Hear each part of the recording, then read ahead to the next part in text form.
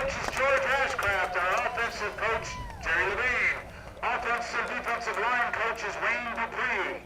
Our assistant coaches, John Manis, Billy Cornell, and Barry Wright. Our sideline helper is Spider. Our EMT is Jordan Ives, and our trainer, Danielle Stevens.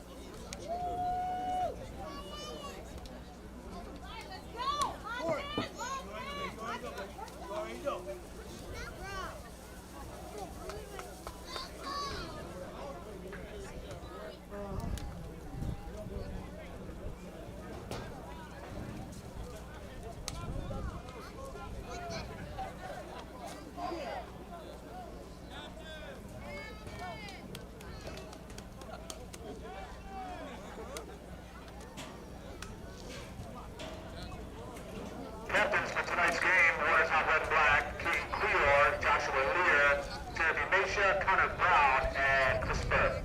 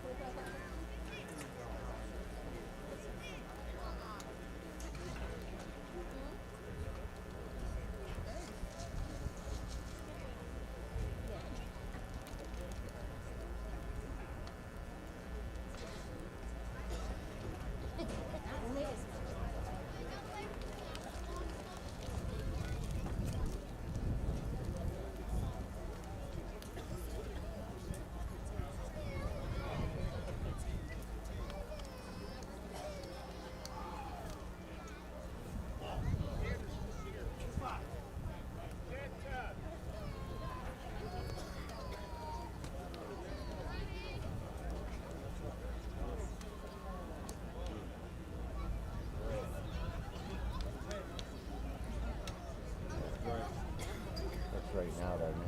Yep. Predators have the third. Watertown will receive the opening kickoff.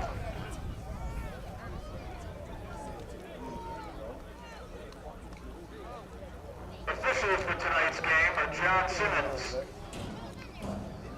Drew McFadden is our line judge.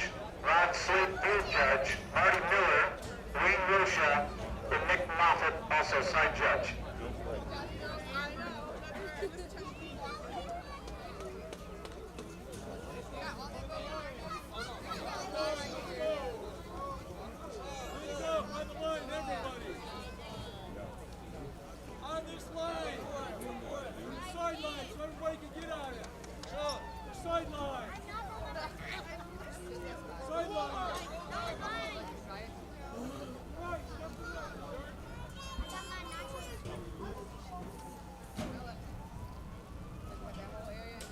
And at this time, would you all please rise for the playing of tonight's national anthem?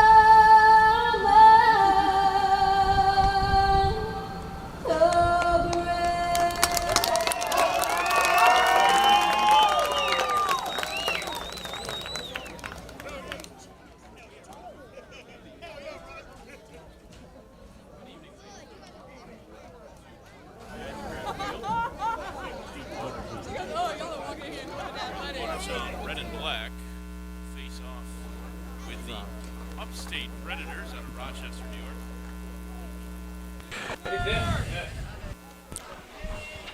Now, good evening, ladies and gentlemen. Welcome to George Ashcraft Field, where the Watertown Red and Black will face off with the Upstate Predators out of Rochester, New York. Watertown, the owners of a 5-2 record. Upstate, 4-2. And it should be a good matchup tonight. Hard to know, obviously, coming in exactly what to expect. But if you look at the mutual teams that these two squads have faced off against, both teams taking care of business twice against Charlotte. The Predators also defeating the New York Falcons by a score 42-0. Watertown handled them here at home 62-22. So by that sort of measurement, it should be a close matchup tonight. And the Red and Black will receive. The Predators won the coin toss, but elected to kick off to start the action tonight. As we get set for the opening kick of Watertown Red and Black football, brought to you by NBC Watertown and Steve Weed Productions. My name's Connor Lalone. Steve Weed is out there on the landing, running the camera and doing all of the hard work. Proud to bring you Watertown Red and Black football on the Steve Weed Productions YouTube channel. Getting ready to kick off is Ricky Norris, and it is a short kick And it's picked up by Eric Mason on the near sideline. So a really short kick to begin the night for the Upstate Predators. The red and black will get the ball at the 41-yard line. That's where we'll start play tonight. Red and black looking to improve to 6-2 on the GDFL season. They're already 6-2 if you include the preseason game they played here against Genesee. But 5-2 in the league. And looking to improve on that. Back here in Watertown tonight is Chris Furr, and he's the receiver, the lone receiver on this near side. There's three options for Johnson on the far side. He's looking over there. It's caught by Todd on the far side. Spinning around is Todd. And still on his feet is Todd. He's going to get down just short of the 50. That's a gain of about 7 or 8 for Zach Todd to start the night. On the short screen pass from Sean Johnson. The red and black quarterback puts the ball in the air to start things off tonight. And it's a gain of about 8. So 2nd-2 from the 49.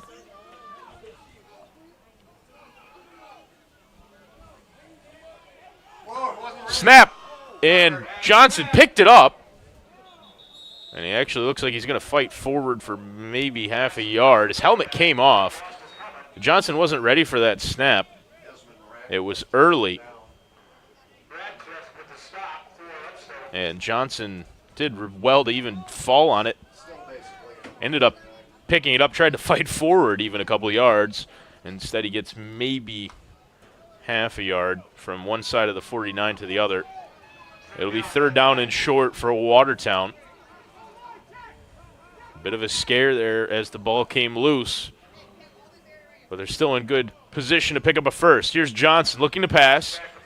Tries to go up the middle, but he's going to be wrapped up and brought down for a loss. Ricky Norris making the tackle. So a big stop for the Predators on 3rd down and short. They tackled Johnson for a loss. And it's going to be 4th down. And the red and black will send Howard out to punt.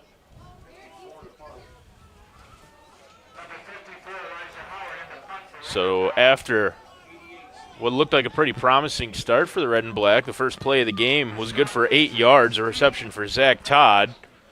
The offense stalls just a touch after that. And Watertown's going to be forced to punt it away here.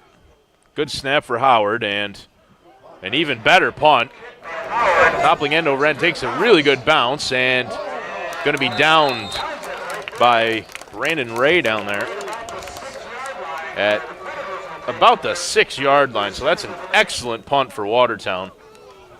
And Howard got all of it. Had the right spin, too, where it bounced favorably for the red and black. And so the Predators going to be pinned deep in their end for their first offensive possession of the night. Looks like the ball's going to be about the 6. So 1st down and 10 from there.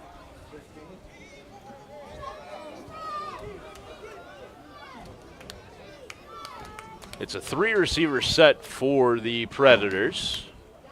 Quarterback Joyner handed off up the middle. And gain of a couple on the handoff to Tommy Love the second.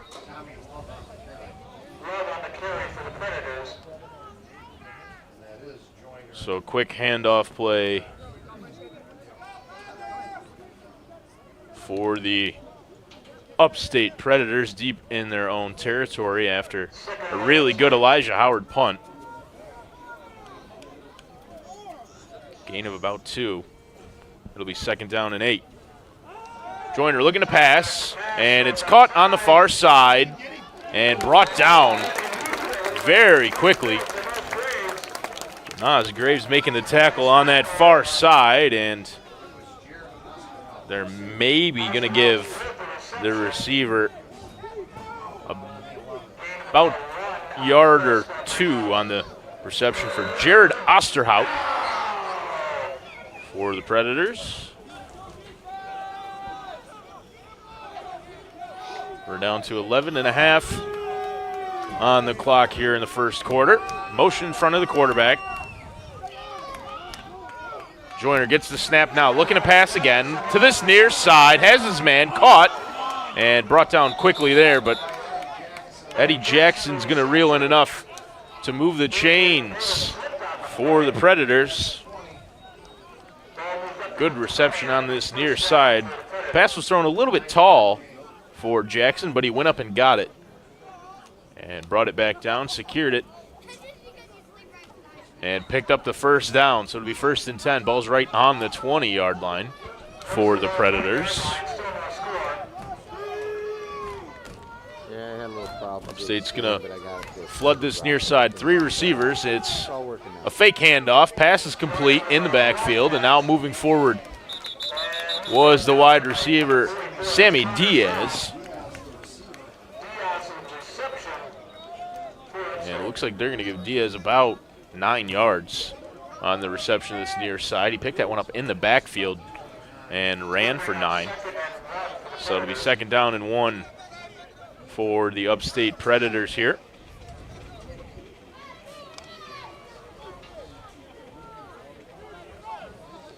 Two receivers on this near side. It's Diaz and Gibson. The options for the quarterback, Joyner. He's going to pick the handoff, sneaking out to this near side and spinning around, picking up the yardage necessary for another first down. It looks like was Tommy Love on the handoff play. And they are going to give him the first down. So the Predators picking up decent yardage here. Tommy Love with a couple of decent rushes here early in the first quarter. Joyner again picks on Love, handed off up the middle. And Love fights forward for about 3 yards on the handoff play. It's going to be 2nd down and about 7 with the ball on the 36, looks like. Somewhere in between the 35 and 36 for the Predators. 2 men either side for Joyner, and in the backfield now is Olajuwon McLemore. Back to pass, Joyner to this near side, caught again, and again very quickly Jackson is met by Davis. We've seen that play work twice now for the Upstate Predators. The short pass out to this near side for Eddie Jackson. Both times Jackson able to reel it in. Davis making the stop. Short pass to Jackson, picks up a couple. It'll be 3rd down and about 3 now.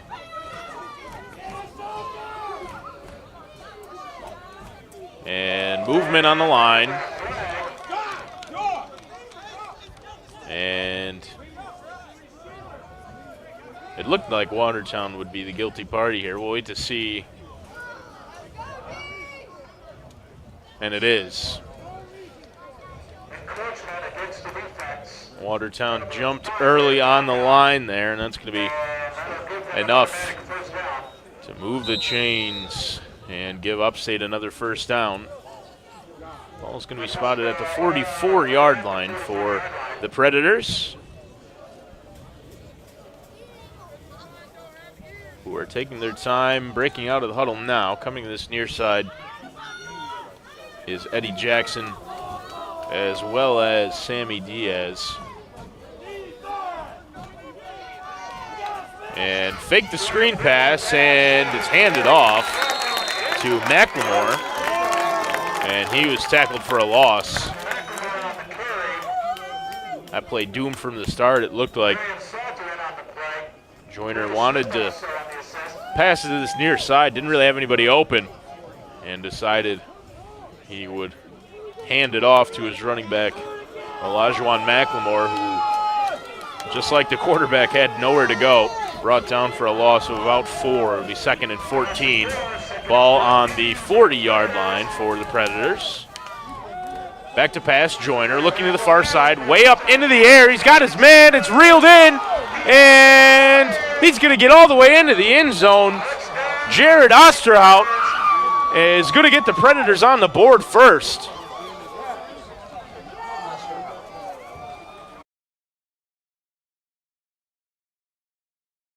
Predators take the lead.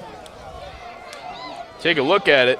Osterhout got past the coverage of Graves, and a good throw by his quarterback Joyner to find him. And Osterhout was not going to be caught as he ran into the end zone for a touchdown. 7 minutes and 3 seconds left on the clock here in the first quarter. And Watertown down 6-0. Looks like the Predators will send out the offense for a 2-point conversion attempt.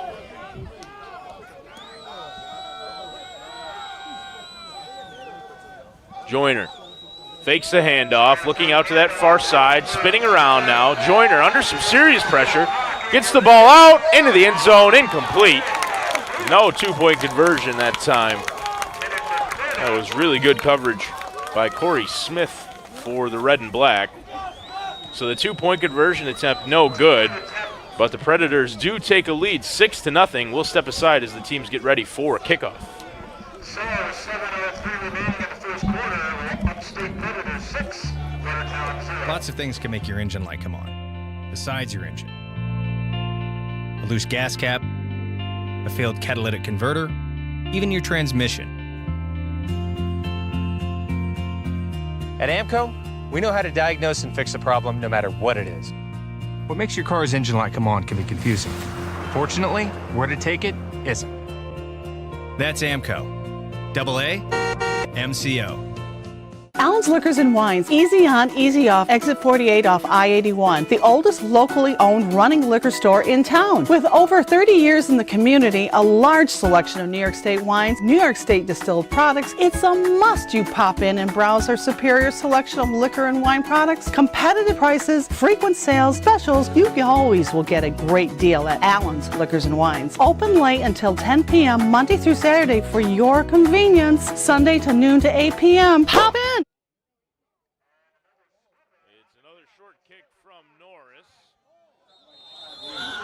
And Zach Todd was the one who reeled it in.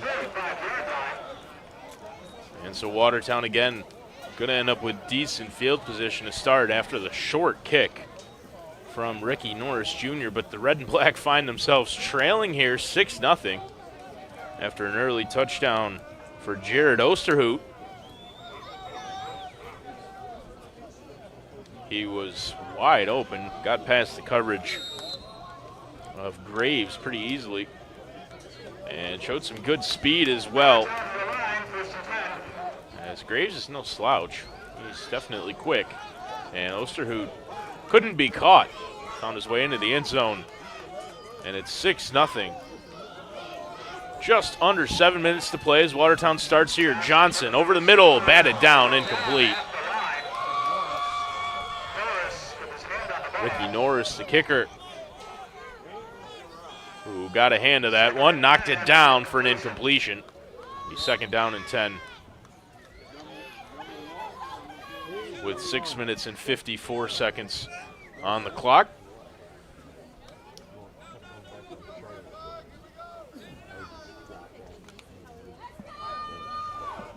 Watertown steps to the line. Christopher is going to come over to this near side along with 3 other red and black players. That's James Ray and Quior. It's 5 receivers in the set for Sean Johnson. And here he is looking to pass, of course. Johnson steps forward and still going on his feet. He's going to be tackled for a loss.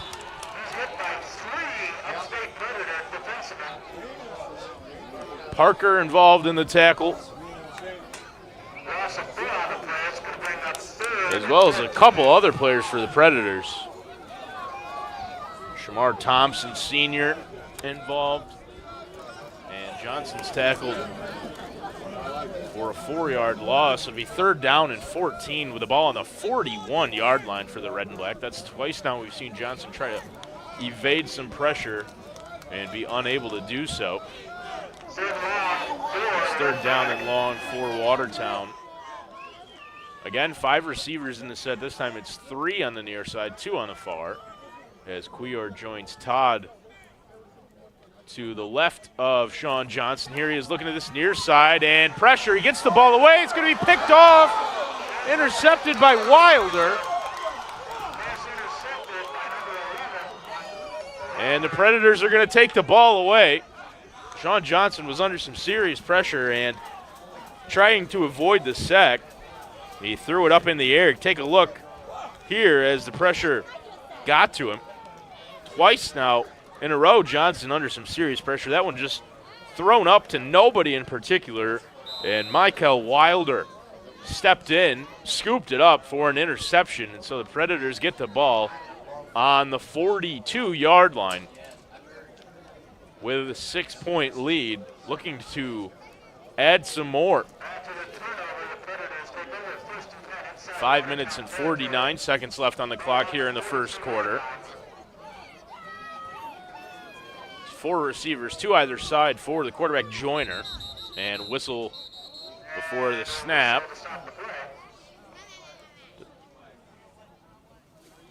Doesn't look like there's any flags on the field.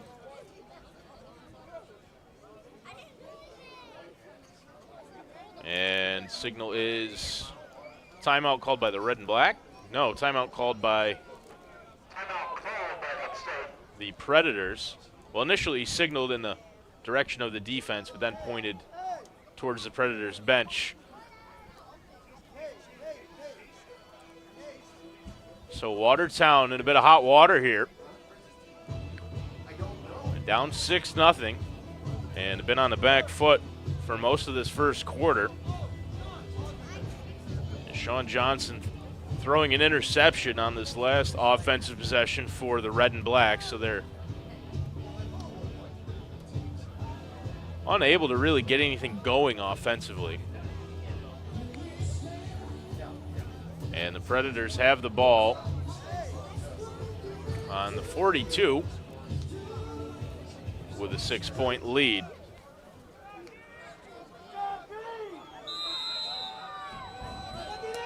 Two receivers either side. Joyner pitched. No, fake the pitch. Looking down the field, Joyner has a man again and diving. Incomplete in the end zone. Off the hands of Eddie Jackson and incomplete. Well, twice now we've seen Billy Joyner look way down the field. The first time he did, it was a completion to Jared Osterhout for a touchdown. That one very dangerously close from a Watertown perspective to being another one in and out of the hands of Eddie Jackson. Well, just a long incompletion. And so it's 2nd down and 10 for Upstate here.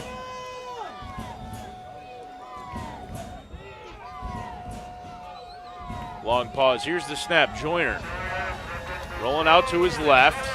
And big hit here on this near side as Joyner's just able to get back to the line of scrimmage. Brown and Mesha involved on the stop for the Red and Black.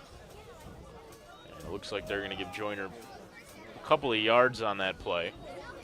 It'll be 3rd down and 8 for the Upstate Predators, who have a 6-point lead with 5 minutes to play here in the first quarter of action.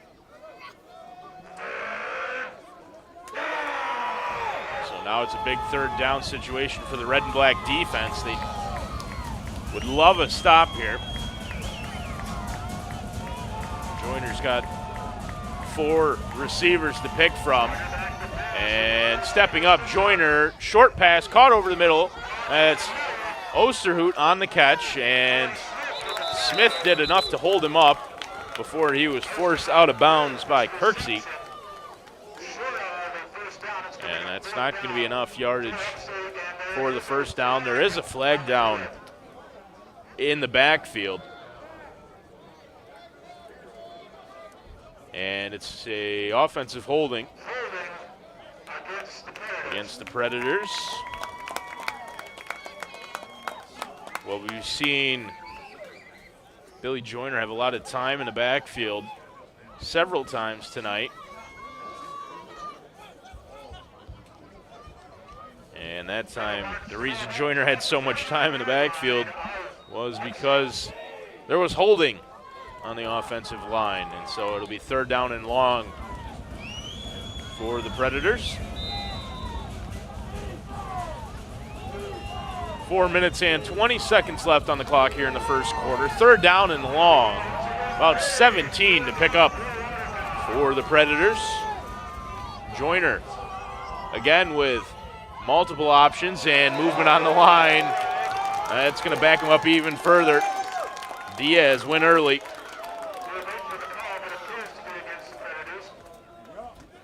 Right here on this near side, Sammy Diaz jumped the snap. He went too early and immediately patted his chest, signaling that it was his fault. So now it's 3rd down and 22 after the holding. And then the Sammy Diaz false start. And so here is a big opportunity for the Red and Black. Joyner under some pressure, skipping away. Flag out again on the far side. Now one in the backfield. Joyner still going. Gets past Mesha and forced out of bounds pretty close to the original line of scrimmage by Corey Smith. A couple of flags in the backfield. One over around the 41 and then one even further back in the backfield. And we'll wait to see what the fallout is of those flags.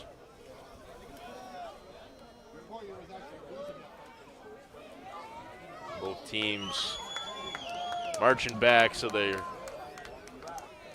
it's looks like another 10-yard penalty, which would most likely be an offensive holding again. Either way, it's 3rd down and very long. About 32 to pick up with the ball on the 35.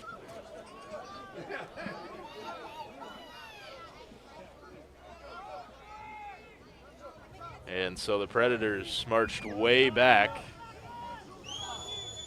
It's 3rd down and 32 to go after a whole host of penalties. Joyner looking to pass. Over the middle is caught. We're pretty much right at midfield.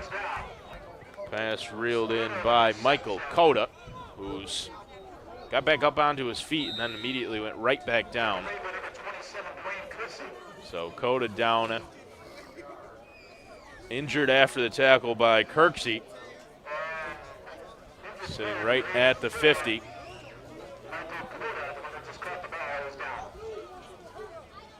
And so with Cota down injured, after the 3rd down play, we'll step aside, we'll take a quick break and be right back.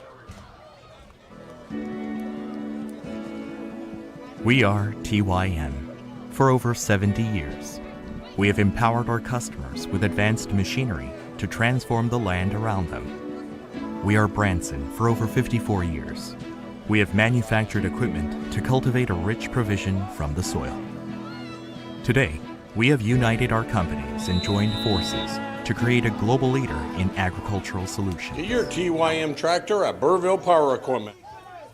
After the completion to Michael Cota over the middle, the Predators get back to midfield, but it's still 4th down and very long.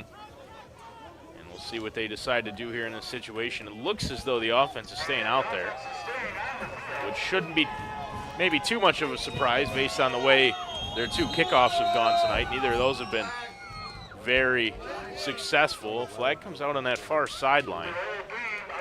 And it's going to be a delay of game against the Predators. So Upstate not able to get out of their own way on this offensive possession. We've had a couple of holdings, a false start, and now a delay of game. It'll be 4th down and 22 to pick up. But the offense is going to stay out there. Like I said, they haven't had too much success on the opening kickoff, so not too much of a surprise that they don't necessarily have a punter. Back is Joyner. And good pressure from Watertown. Joyner still going. He's going to be brought down in the backfield for a loss on 4th down. Red and black will get the ball after the 4th down stop. Looked like Josh Lear was the one who made the tackle. Had to wait for the smoke to clear there so I could see who was on the bottom of the pile, and it was Josh Lear who was able to get to the quarterback, Joyner, bring him down for a sack on 4th down. And so the red and black get the ball just over the 40. It'll be on the 42, it looks like, where Watertown will take over after the big 4th down stop. And we'll see what the offensive game plan is. Johnson fakes the handoff, stepping and looking down the field. Picked off again. Sean Johnson looked down the field. Was intended for Chris Furr, and it was right into the hands of the defensive back, Justin Wright. Well, the red and black get the ball back and then immediately give it away. Johnson with his 2nd interception of the night. He was looking for Furr down this near sideline. Instead, threw it right to Justin Wright. And 2nd turnover for the red and black.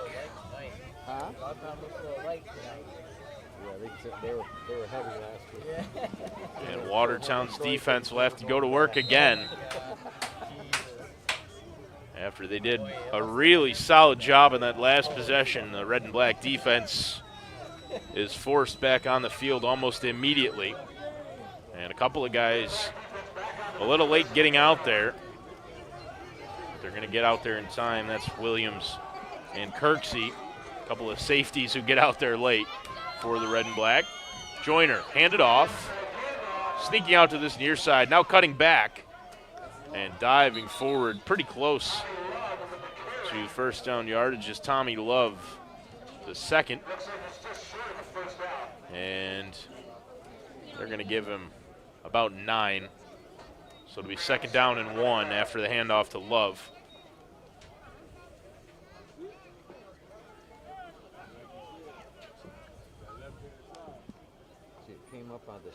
The red and black starting slow tonight. There's 1:10 on the clock here in the 1st quarter. Watertown trails 6-0. Sean Johnson's thrown a couple of picks tonight already here in the 1st quarter. Joyner pitch to Love, who's got a hole. Tommy Love looking down the field and fortunately is brought down by Corey Smith. Otherwise, Love was in. Take a look here on the pitch play. Love had a really good hole and made full use of it. Got all the way down right to midfield. He's going to be tackled at the 50.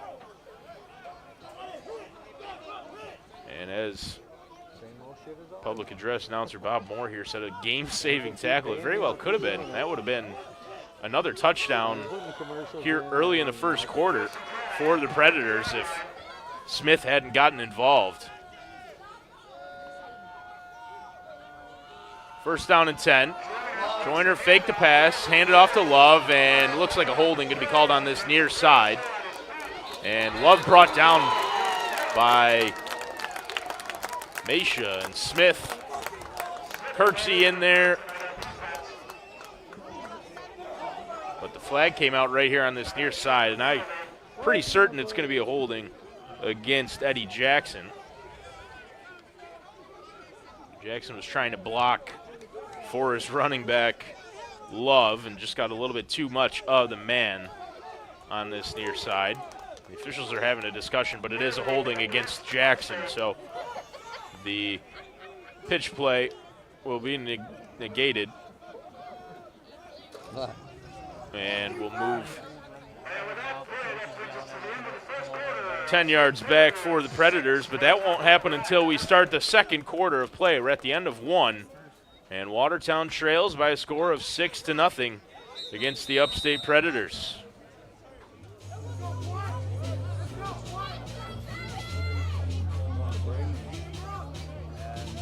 So we're taking a short break here in between quarters.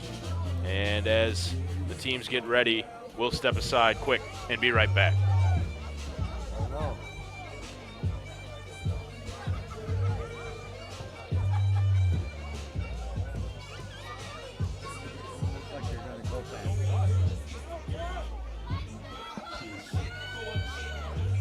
So a pretty quick break here in between quarters. We'll get set to start the second with the red and black trailing 6-0. The Predators will have a first down and 20 after the offensive holding. We didn't switch sides. There's 3 receivers here. And pass out to this near side is caught. Getting back to the original line of scrimmage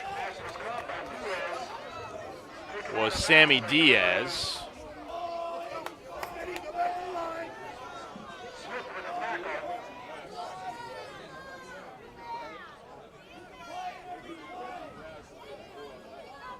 Referee signaling something up here towards the booth.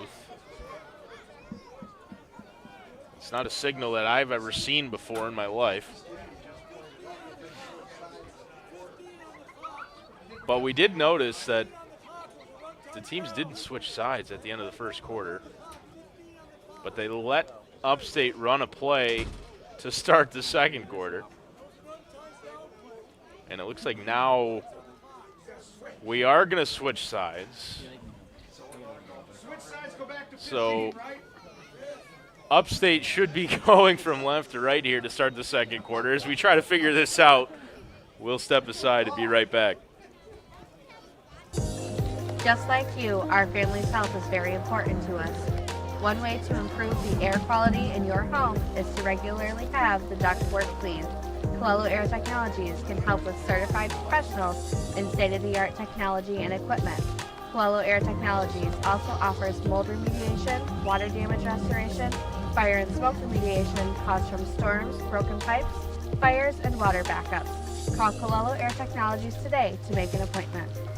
When you walk in the door, we know you by face. We, know your families. We see you in the community. You're not a number here. You're always a name. When I help a couple build their first home, and I can drive by and see the completed project, and we had a part in that. I had a customer yesterday that came in, and she said, "You've explained to me in 10 minutes more than I've gotten from any other bank that I've talked to," and they appreciate that. Governor Savings and Loan, your hometown bank since 1892. Back in Watertown, I think we may have figured this out. The teams didn't switch sides at the end of the first quarter, which is the issue. They have now, but it looks like they're going to give the Predators the credit for the play they ran, which is about a 9-yard gain, but the time did not come off the clock here to start the second quarter, which was about 8 seconds, but we'll see how much that matters. Scrambling around is Joyner, and he's going to get brought down on that far sideline. It looked like Mesha was the one who made the tackle, as the quarterback Joyner scrambled to get back to the line of scrimmage, maybe picked up a yard. It's going to be 3rd down and 9, so it's going to be a couple of yards on the quarterback keeper, as Billy Joyner ran all over Jefferson County just to pick up 2 yards that time. 14 and a half left on the clock in the second quarter. Now that we've got the teams going the right directions, Watertown trailing 6-0. It's 3rd down and 9 for the Upstate Predators. Joyner gets the snap now and looks to pass to this near side. Good block. Joyner throwing down the field and incomplete. Pass was intended for Michael Koda. It looked like Dwayne Kirksey was there in coverage. Jonathan Williams, I thought for a second, might have had a chance to reel that one in, but falls incomplete on 3rd down, and now it's 4th and 9. And again, it looks like the offense is going to stay out there for the Predators. Wait to see as they step to the line. It is the offense. Joyner's still out there. And he's going to have two receivers either side on 4th and 9. 14:08 on the clock here in the second quarter. Joyner looking to pass to the far side, diving, complete, but short of the first down yardage. And so Watertown will take over possession. It'll be 1st and 10 for them on the 42 after the 4th down conversion. No good, just short on the completion. And the red and black offense will head back out onto the field. Down by 6. They've got 14 minutes on the clock, 13:59 here in the second quarter. And they're looking to strike back. Their last offensive possession was as brief as it gets. Johnson threw a first play interception. So it'll be interesting to see what they do here. It's Jamal Finkley in the backfield as the running option. And handed off to Fink. Here he is up the middle. Finkley's going to dive forward, pick up about 5 on the handoff up the middle. So the red and black electing to keep the ball on the ground here after Johnson has thrown a couple of picks. The first one was Johnson just being under pressure, wanted to get the ball away, and happened to throw it, unfortunately, right to Michael Wilder. But then the second interception was thrown into coverage as Johnson looked to find Furr. Fake handoff. He's looking to this near side for Cuior. He's got him. It's caught for first down and then some. Keegan Cuior still going. He's going to be brought down inside the 25-yard line. So the red and black will be in the red zone. Take a look on the replay here. We are in plenty of space. Kept going forward and fought all the way up the field. Got inside the red zone as there is a player down for the Predators. And with the injury, we'll take a break and be right back. How you feeling, Jake? Like I got the worst sinus infection ever. I see your prescription here. Hey, Bob. You need to stay hydrated. I'm getting spot water as we speak. Hey, Bob. Grab something for pain. Your prescription won't kick in right away. Hey, Mom. Have you been taking your vitamins? Uh-huh. Your body needs more than chips Totally. and frozen pizza. All right. Wow. We got this. Our community is both the place we live and it's the people we share it with. Samaritan Health is a place where caregivers of all kinds make a real difference. And it's a community where they can build rewarding careers. Because at Samaritan, we care about our patients and we care about our people. If this sounds good to you, join us. Together, we can take care of our community and your future. Get started at www.samaritanhealth.com/careers. Should I be afraid? That's what Ann of Sackets Harbor asked us. We told her yes, be very afraid. When your insurance company denies your claim, my personal injury team in our Watertown office knows all about this insurance company's routine. Ann's testimonial tells us how she went from afraid to aggressive. Thanks to your dynamic duo, Joe, working together, we were awarded the maximum. That team works at Stanley Law, Watertown.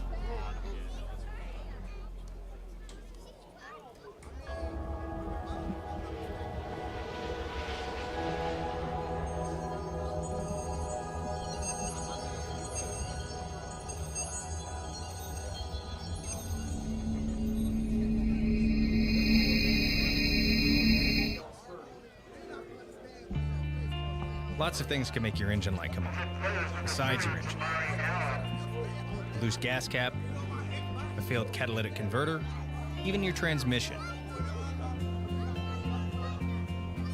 At AMCO, we know how to diagnose and fix a problem no matter what it is. What makes your car's engine light come on can be confusing. Fortunately, where to take it isn't. That's AMCO. AA, MCO.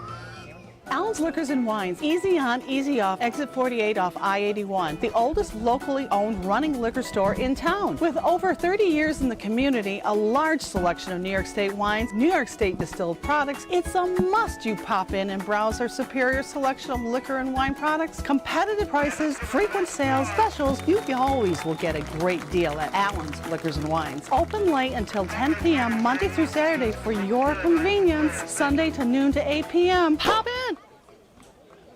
Back in Watertown, the injured player for the Upstate Predators was Jamari Allen,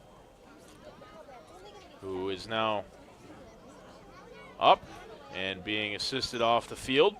Walking off under his own power, looks like as Allen didn't really see too much in the play when it happened. But Allen looked pretty shaken up afterwards. But it was a big gain on the completion of this near side. Keegan Quior and Watertown inside the red zone now. It's first down and 10. Ball right on the 25. Johnson going to keep it himself. The fake handoff. And in some trouble, Johnson's going to be brought down in the backfield for another loss. Patton able to get there and grab the ankle of Sean Johnson to make the tackle that time for a loss of a couple. Second down and 12. Ball on the 27 for the red and black.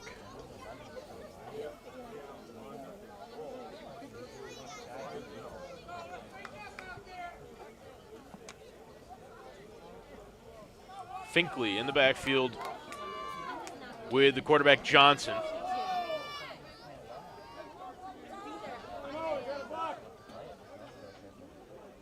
Two receivers either side. Quior and Todd are the options on this near side. That's where Johnson's looking.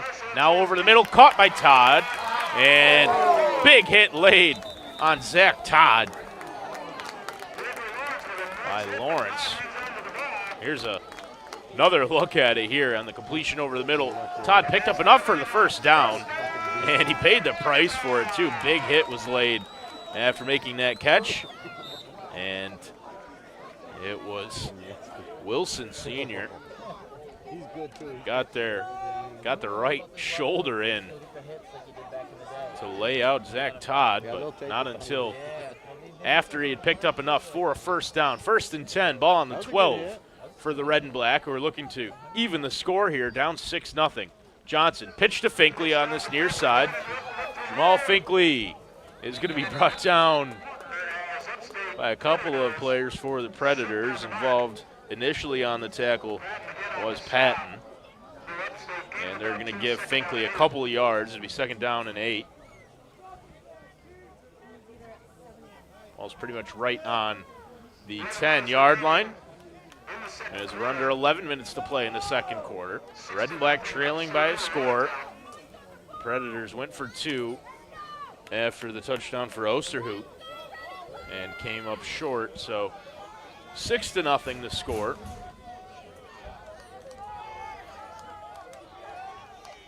Furr and James, the receiving options on the far side. He's looking for Furr, and incomplete is a signal from the official on that far sideline as Furr trapped it underneath his body.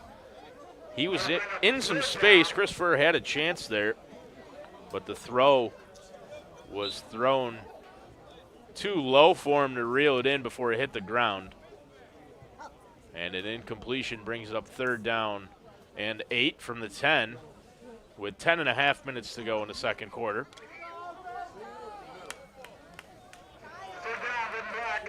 Red and black break out of the huddle in the same formation we've seen from them so often this year. 2 receivers either side and 1 running back. Johnson looking at the near side, stepping forward, and he's going to be brought down as he maybe got back to the line of scrimmage. And so now it's fourth down, and here comes Eric Byler on to try to kick a field goal for the red and black. So Watertown gets into the red zone and stalls there. And so on 4th down and 8, with the ball on the 10-yard line, Byler's on to try to kick a field goal.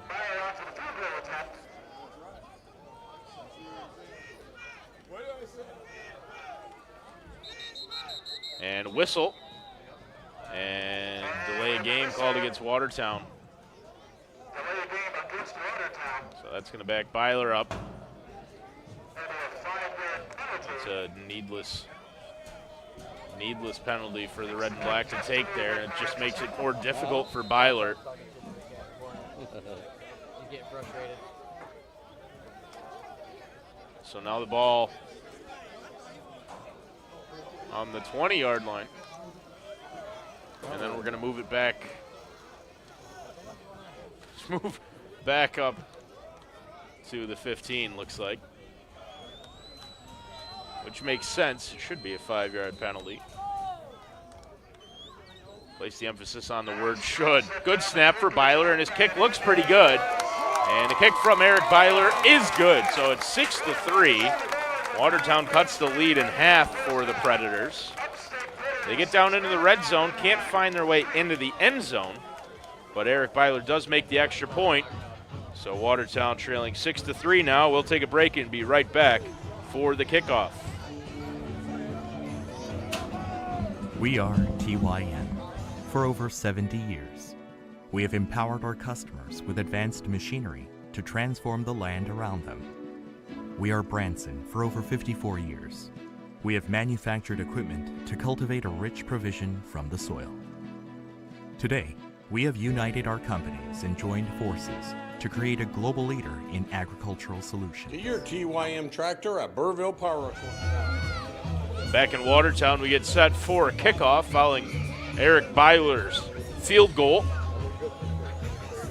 Red and black carving away, trying to get back into this game. It's 6-3. The Predators got on the board first. It was a touchdown for Jared Osterhout. And then the red and black, fueled by a big gain for Keegan Cuior, got into the red zone. Byler's field goal was good right through the middle of the uprights. And red and black now trailing 6-3. Byler's going to kick it away here. And it's a good kick by Byler, reeled in by Olajuwon McLemore, who's got some speed. McLemore is brought down. And looked like making that tackle was Rudy Vincent for the red and black. Austin Scudera might have been involved as well, as you take a look at the kick return for Olajuwon McLemore, who showed some pretty good speed there. And it was Vincent and Scudera involved to make the tackle for the red and black. Ball's going to be spotted on the 49 with just under 9.5 minutes to go here in the first half of play. The Upstate Predators with a 3-point lead. The offense has looked pretty solid tonight for them. Billy Joyner has displayed some serious arm strength a couple of times. This one's pitched to Love. And still going is Love. He gets the first down. He's over to the 30. Love over to the 20. And brought down by Williams at about the 5-yard line. A huge gain for Tommy Love the second on the carry down that far sideline. Here's a look on the pitch to Love. And once he got past the first line of scrimmage, some really good blocking there by one of the linemen. It was Will Hess.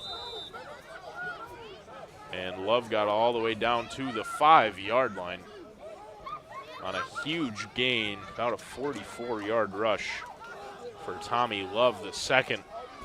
And after Watertown gets on the board, the Predators immediately with a really good chance to answer back. This one handed off to Love, and he's going to be stopped at the line. It was Justin Kuhn there to make the tackle to stop Love. Ball was handed off up the middle, not to Love. It was Olajuwon McLemore that time, who is now making his way off the field to the sideline. Now Love in the backfield with the quarterback Joyner. The touchdown man, Osterhout, out to this near sideline. Now motion in front of Joyner. As joining Osterhout is Diaz. Joyner looking to pass. Had a man, but he fell down. And under some pressure, Joyner's just going to throw it away. And that should be an intentional grounding as well. Didn't get back to the line of scrimmage, but big conversation that maybe Joyner got outside of the box, but didn't look that way to me. Doesn't look like any flags are going to come out. So after that, it's just a incompletion for Joyner. He really threw that one in the direction of absolutely nobody. I suppose the member of the chain gang holding the third down marker over there might have had a chance to reel it in. But it's an incompletion and third down and goal from the 5 for the Upstate Predators. Love in the backfield with the quarterback Joyner. The receiver on the far side is Eddie Jackson. Osterhout and Diaz on this near side. That's where Joyner's looking. He throws, and he has Osterhout. Did he get his feet in? He did. Touchdown. Second of the night for Jarrett Osterhout. Take a look at it here. I wasn't sure when it happened if Osterhout was able to get his feet in. And right in the corner of the end zone, but it looks like he might have. And the referee said he did, so it's a touchdown. Second of the night for Jarrett Osterhout. And that's quieted the crowd pretty good. It's 12-3 after Osterhout's second touchdown, and the offense on the field to try to add 2 more.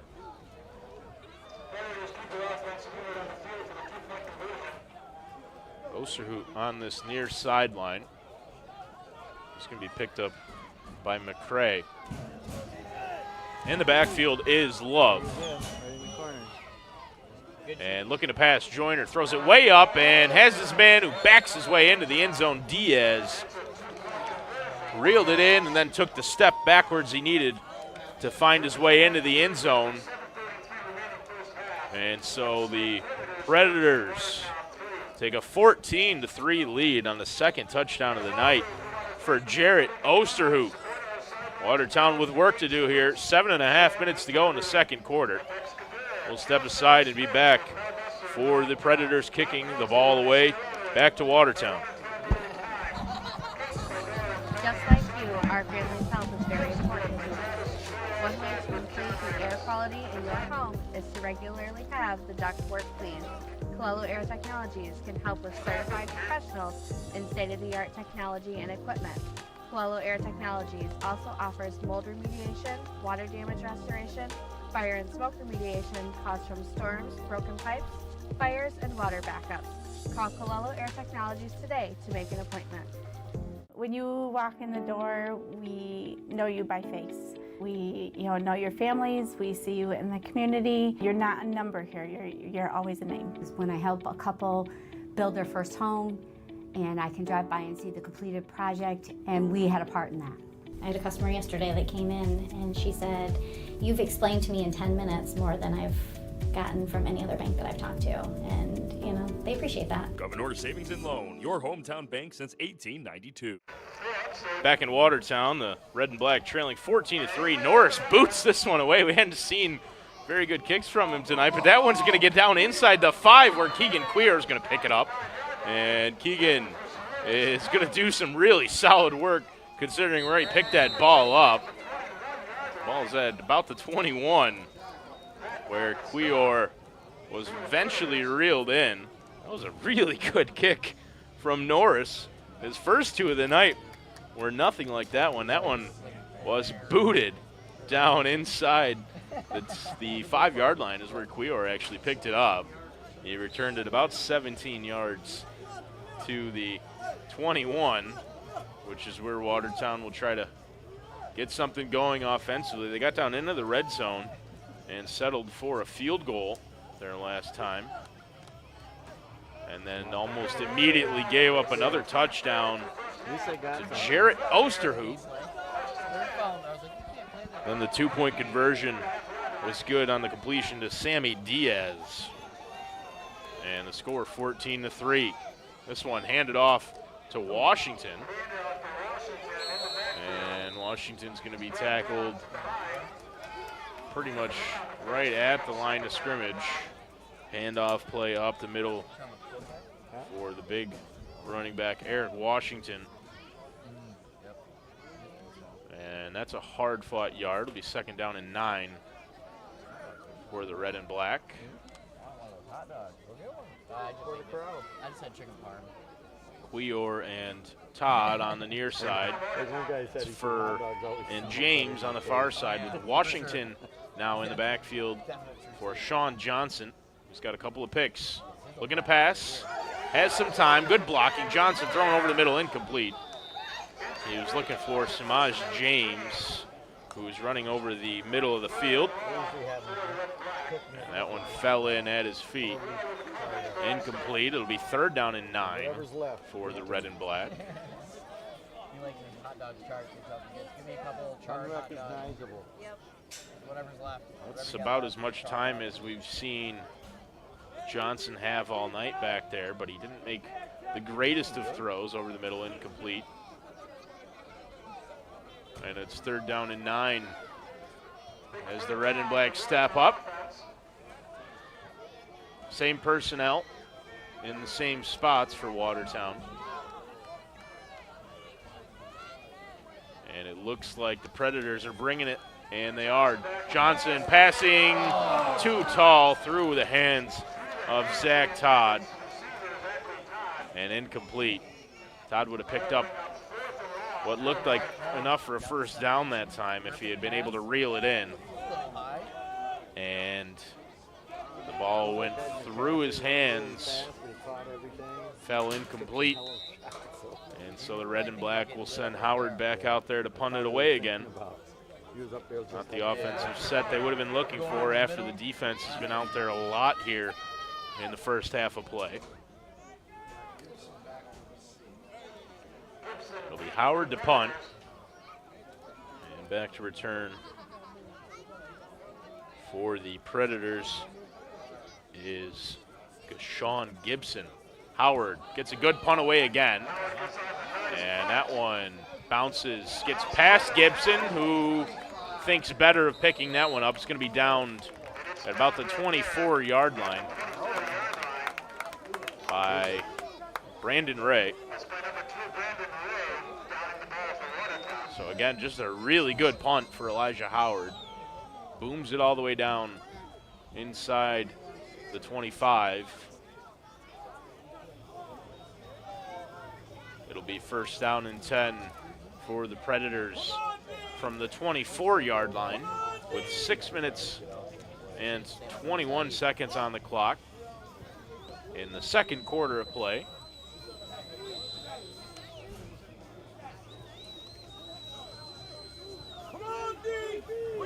Predators leading by a score of 14-3 over the red and black. Jarrett Osterhout has caught a couple of touchdown passes from his quarterback, Billy Joyner. And Upstate with a lead here.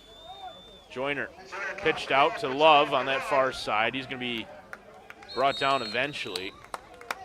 Looked like Jeremy Maisha was in on the initial contact. Maisha wearing 50 now. Started the game with 14. 50 retired for Steve Fisher, says Bob Moore up here. But Maisha wearing it after having issues with 14.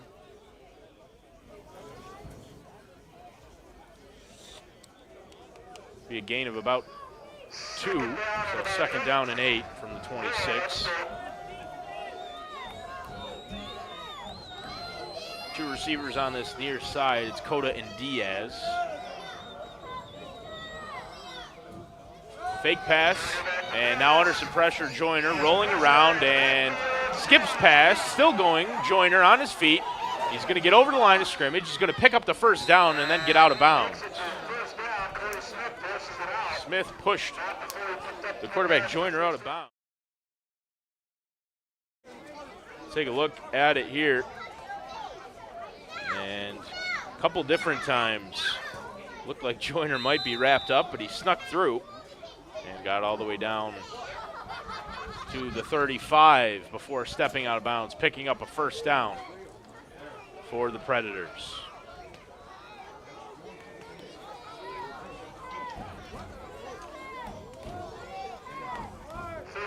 Joyner was under some serious pressure there and pulled off some magic to get out of it, pick up the first down. This one handed off to Love, and Love, he's staying on his feet too. Got past the initial tackle, but didn't get past Connor Brown.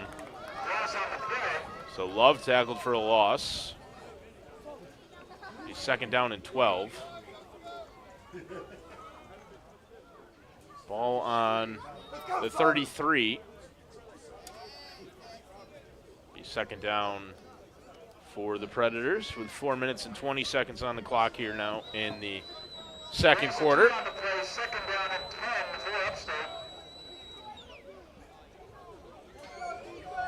Predators step to the line. Out on this near side now is Gibson, as well as Diaz. Looking to Diaz, it's caught. And Diaz sliding in, brought down by McCray.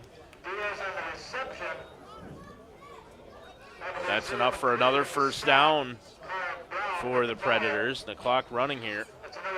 3 minutes and 40 seconds left in the first half of play. Gain of about 15. The ball down to the 48-yard line. 3.5 on the clock as the Predators step to the line. Coda on the near sideline. There's three options on the far side. To the left of the quarterback, Billy Joyner. He's looking here to this near side. Dakota, ball was tipped at the line, and it's incomplete. So that'll stop the clock at 3 minutes and 11 seconds left. As Joyner look for Coda here on this near sideline. Second down and 10. Ball on the 48. Red and black would really be kicking themselves going into halftime if they gave anything up here. They already will be, trailing 14-3 as it stands, with 3 minutes and 11 seconds left in the first half. Diaz in motion. He's going to move out to the left side. Fake pitch. Good pressure from Brown, and he gets there to make the sack. Brown snuck around the offensive line, got to the quarterback, and took him down. The third down and long now for the Predators after Brown with the sack. Lear got there and made a tackle on the quarterback as well for good measure. And it's third down and 15 with the ball on the 42.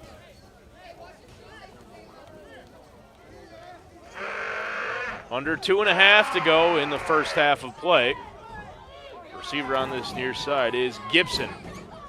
And two on the far side as well. For Billy Joyner to choose from, he's going to fake the handoff. Joyner's got it himself. Lear chasing him down, pass is thrown, and it is incomplete. Coda was out of bounds on this near sideline. So an incompletion here on the near sideline. Pass was intended for Coda, who reeled it in, but by the time he did, he was out of bounds. And so it's fourth down and 15 with 2 minutes and 5 seconds left on the clock here in the first half of play. Didn't have any chocolate bars. Couldn't believe it. And it looks like the Predators are going to send out Ricky Norris Jr. to punt this one away, which is the first time we've seen him out to punt tonight.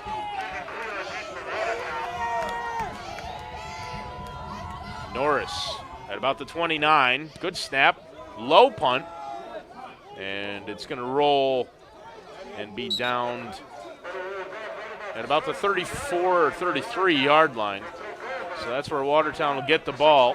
1 minute and 56 seconds left for him to make something happen here in the first half. As the red and black offense steps onto the field once more, trailing 14-3.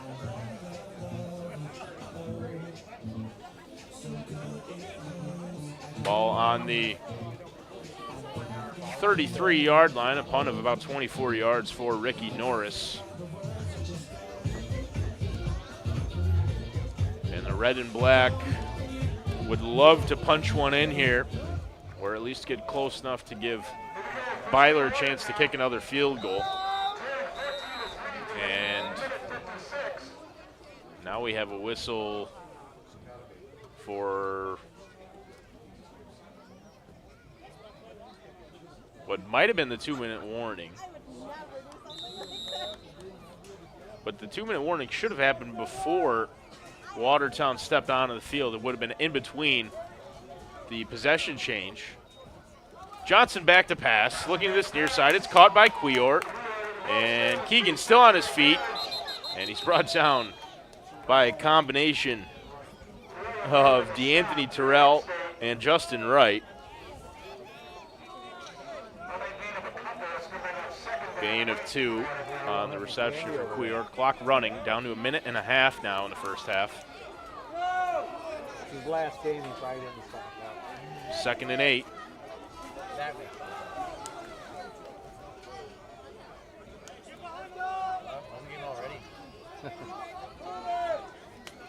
5 receivers for Johnson. And he's back to pass. Stepping up to the line, Johnson. Brought down basically right at the original line of scrimmage. His helmet came off. And now we've got a whistle. The Watertown Red and Black going to take a timeout to stop the clock at 1 minute and 3 seconds left here. And that's a timeout they had to call to stop the clock. We'll take a break as the Red and Black talk things over. How you feeling, Jake? Like I got the worst sinus infection ever. You see your prescription here. Hey, Bob. You need to stay hydrated. I'm getting spot water as we speak. Hey, Bob. Grab something for pain. Your prescription won't kick in right away. Hey, Mom. Have you been taking your vitamins? Uh-huh. Your body needs more than chips Totally. and frozen pizza. All right. Wow. We got this.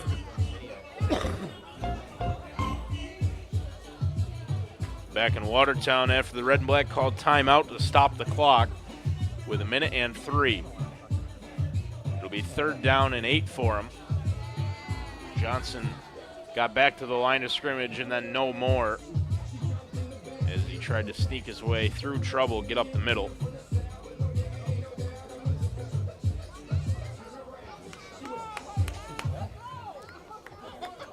Red and Black now stepping to the line. Just over 1 minute to go here in the first half. Yeah, it doesn't even look as if it's laid up. A couple spots. 5 receivers again for Johnson. Todd, Cuellar, Fur, and Todd. And this one's going to be thrown to Keegan Cuellar. There's a flag down at the 40-yard line. As Cuellar maybe picked up a yard on that play. There's a flag down at the 40-yard line. And it looks like it's going to be against Upstate. At least that was the signal there initially. Wait to see here. And it is against Upstate, so they jumped early. The offside against the Predators. And it'll be 3rd down and very short to pick up for the Red and Black. About a yard, maybe a little less. Making his way out onto the field is Corey Smith, and Cuellar is going to come off to this near sideline. Todd is on this near side with Jared Souffrant, who we haven't seen too much tonight, but he had a couple of touchdowns a few weeks back in Charlotte. This one handed off. Corey Smith hurdles a tackle, but he's going to be brought down for a loss. And we got another whistle and another timeout called by Watertown. And 20 seconds left on the clock as Watertown tried to run there on 3rd down and short. And they're going to give Smith enough yardage for it to be really close to a 1st down. Nope, now they're moving the chains on the far side. It is still going to be about a yard after Smith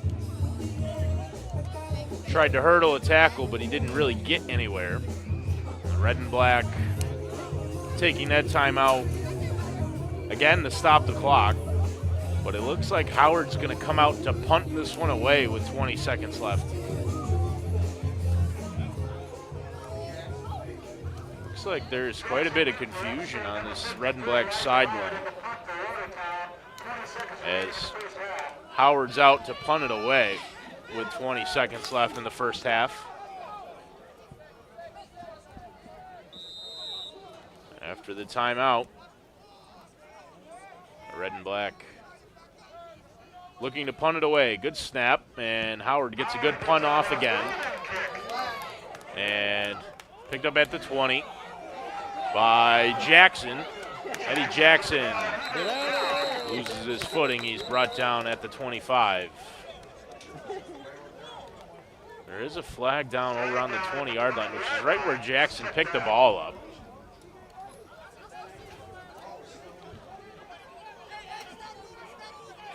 Ball's going to be spotted at the 26 with 6 seconds left on the clock. Waiting to see why there's a flag out there. Well, it looked like the official threw that as a marker of where the ball was brought in, but generally that's not a flag. It's usually a beanbag or a hat or something. And now it looks like the ball is going to be moving back to the original line of scrimmage.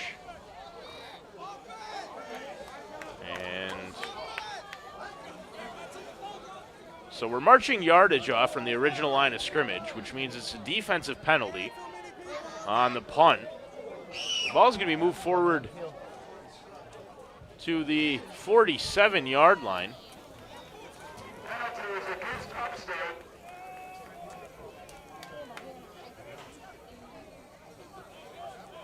So it's a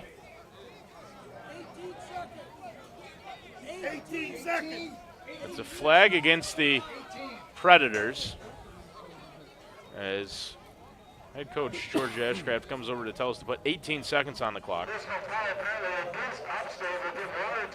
It's going to be a 1st down for the red and black after all of that confusion and chaos.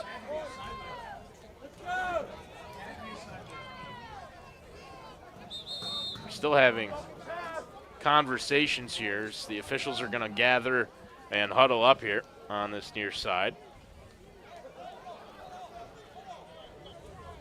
As the officials huddle, we're going to wait a couple of seconds to see what the call is. Wait to see again if we get any sort of signal at all. And it doesn't look like we're going to. So try to guess what's going on. Try to read lips up here. I'm not very good at it at all. The only thing we could make out up here is that it was a live ball foul. And now 6 seconds on the clock. So the time ran for the play, but Watertown's going to end up with the ball on the 47.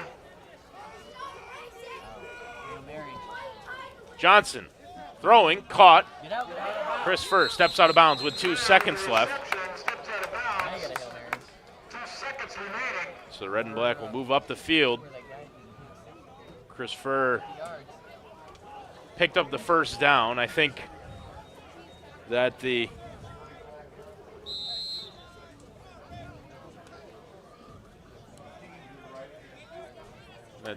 Predators were pretty content to let Furr catch that one where he did. But it gives Watertown one more shot at it here at the end of the first half. 2 seconds left. Ball's on the 35. Johnson dropping way back, looking down the field, just throwing it up. It is batted down, incomplete. Really good diving effort by Jimmy Hudo to reel that one, bat it down. And so an incompletion at the end of the first half. Watertown trailing here 14-3 against the visiting Upstate Predators. It'll be a lot to talk over at halftime for the Red and Black and for head coach George Ashcraft, as well as the offensive coordinator Jerry Levine. Watertown unable to get anything going here, and they trail at the half. We'll take a break for halftime and be back for the second half of action. Our community is both the place we live and it's the people we share it with. Samaritan Health is a place where caregivers of all kinds make a real difference. And it's a community where they can build rewarding careers. Because at Samaritan, we care about our patients and we care about our people. If this sounds good to you, join us. Together, we can take care of our community and your future. Get started at www.samaritanhealth.com/careers. Should I be afraid? That's what Ann of Sackville Harbor asked us. We told her yes, be very afraid. When your insurance company denies your claim, my personal injury team in our Watertown office knows all about this insurance company's routine. Ann's testimonial tells us how she went from afraid to aggressive. Thanks to your dynamic duo, Joe, working together, we were awarded the maximum. That team works at Stanley Law, Watertown.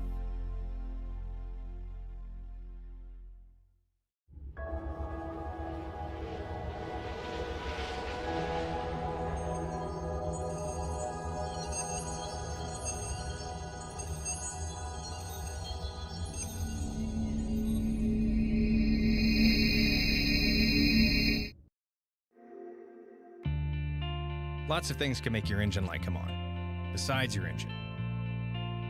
A loose gas cap, a failed catalytic converter, even your transmission. At AMCO, we know how to diagnose and fix a problem no matter what it is. What makes your car's engine light come on can be confusing.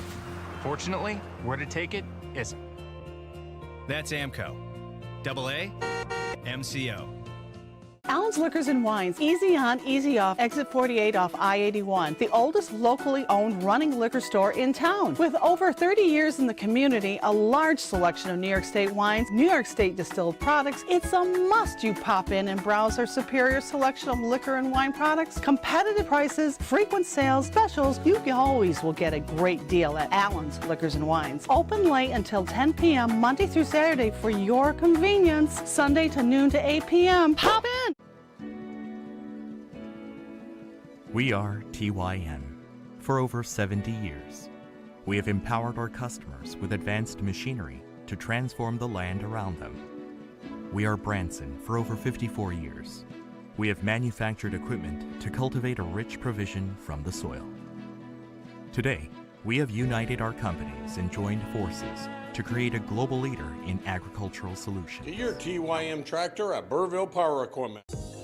Just like you, our family's health is very important to us. One way to improve the air quality in your home is to regularly have the ductwork cleaned. Colello Air Technologies can help with certified professionals in state-of-the-art technology and equipment. Colello Air Technologies also offers mold remediation, water damage restoration, fire and smoke remediation caused from storms, broken pipes, fires, and water backups. Call Colello Air Technologies today to make an appointment. When you walk in the door, we know you by face. We know your families, we see you in the community. You're not a number here, you're always a name. When I help a couple build their first home, and I can drive by and see the completed project, and we had a part in that. I had a customer yesterday that came in and she said, "You've explained to me in 10 minutes more than I've gotten from any other bank that I've talked to. And, they appreciate that. Governor Savings and Loan, your hometown bank since 1892. How you feeling, Jake? Like I got the worst sinus infection ever. I see your prescription here. Hey, Bob. You need to stay hydrated. I'm getting spot water as we speak. Hey, Bob. Grab something for pain. Your prescription won't kick in right away. Hey, Mom. Have you been taking your vitamins? Uh-huh. Your body needs more than chips Totally. and frozen pizza. All right. Wow. We got this. Our community is both the place we live and it's the people we share it with. Samaritan Health is a place where caregivers of all kinds make a real difference. And it's a community where they can build rewarding careers. Because at Samaritan, we care about our patients and we care about our people. If this sounds good to you, join us. Together, we can take care of our community and your future. Get started at www.samaritanhealth.com/careers. Should I be afraid? That's what Ann of Sackets Harbor asked us. We told her yes, be very afraid. When your insurance company denies your claim, my personal injury team in our Watertown office knows all about this insurance company's routine. Ann's testimonial tells us how she went from afraid to aggressive. Thanks to your dynamic duo, Joe, working together, we were awarded the maximum. That team works at Stanley Law, Watertown.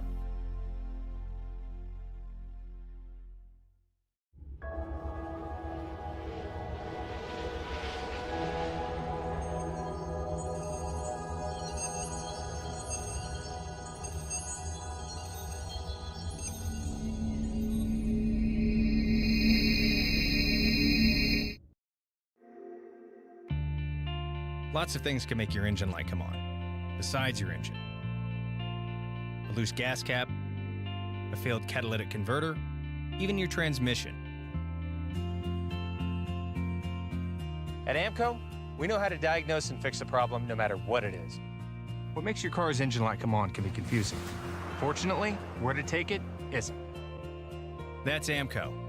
AA, MCO. Allen's Liquors and Wines, easy on, easy off, exit 48 off I-81, the oldest locally owned running liquor store in town. With over 30 years in the community, a large selection of New York State wines, New York State distilled products, it's a must you pop in and browse our superior selection of liquor and wine products, competitive prices, frequent sales, specials. You always will get a great deal at Allen's Liquors and Wines. Open late until 10 p.m. Monday through Saturday for your convenience, Sunday to noon to 8 p.m. Pop in! We are TYN. For over 70 years, we have empowered our customers with advanced machinery to transform the land around them. We are Branson. For over 54 years, we have manufactured equipment to cultivate a rich provision from the soil. Today, we have united our companies and joined forces to create a global leader in agricultural solutions. Get your TYM tractor at Burville Power Equipment. Just like you, our family's health is very important to us. One way to improve the air quality in your home is to regularly have the ductwork cleaned. Colello Air Technologies can help with certified professionals in state-of-the-art technology and equipment. Colello Air Technologies also offers mold remediation, water damage restoration, fire and smoke remediation caused from storms, broken pipes, fires, and water backups. Call Colello Air Technologies today to make an appointment. When you walk in the door, we know you by face. We, know your families. We see you in the community. You're not a number here. You're always a name. When I help a couple build their first home, and I can drive by and see the completed project, and we had a part in that. I had a customer yesterday that came in and she said, "You've explained to me in 10 minutes more than I've gotten from any other bank that I've talked to." And, they appreciate that. Governor Savings and Loan, your hometown bank since 1892. How you feeling, Jake? Like I got the worst sinus infection ever. I see your prescription here. Hey, Bob. You need to stay hydrated. I'm getting spot water as we speak. Hey, Bob. Grab something for pain. Your prescription won't kick in right away. Hey, Mom. Have you been taking your vitamins? Uh-huh. Your body needs more than chips Totally. and frozen pizza. All right. Wow. We got this. Our community is both the place we live and it's the people we share it with. Samaritan Health is a place where caregivers of all kinds make a real difference. And it's a community where they can build rewarding careers. Because at Samaritan, we care about our patients and we care about our people. If this sounds good to you, join us. Together, we can take care of our community and your future. Get started at www.samaritanhealth.com/careers. Should I be afraid? That's what Ann of Sackett's Harbor asked us. We told her yes, be very afraid. When your insurance company denies your claim, my personal injury team in our Watertown office knows all about this insurance company's routine. Ann's testimonial tells us how she went from afraid to aggressive. Thanks to your dynamic duo, Joe, working together, we were awarded the maximum. That team works at Stanley Law, Watertown.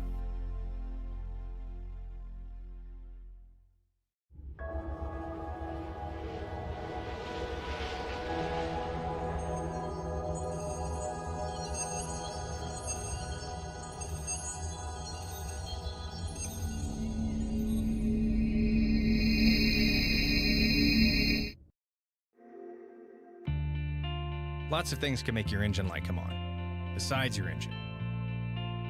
A loose gas cap, a failed catalytic converter, even your transmission. At AMCO, we know how to diagnose and fix a problem no matter what it is. What makes your car's engine light come on can be confusing. Fortunately, where to take it isn't. That's AMCO. AA MCO. Allen's Liquors and Wines, easy on, easy off, exit 48 off I-81. The oldest locally owned running liquor store in town. With over 30 years in the community, a large selection of New York State wines, New York State distilled products, it's a must you pop in and browse our superior selection of liquor and wine products, competitive prices, frequent sales, specials. You always will get a great deal at Allen's Liquors and Wines. Open late until 10 p.m. Monday through Saturday for your convenience. Sunday to noon to 8 p.m. Pop in! We are TYN.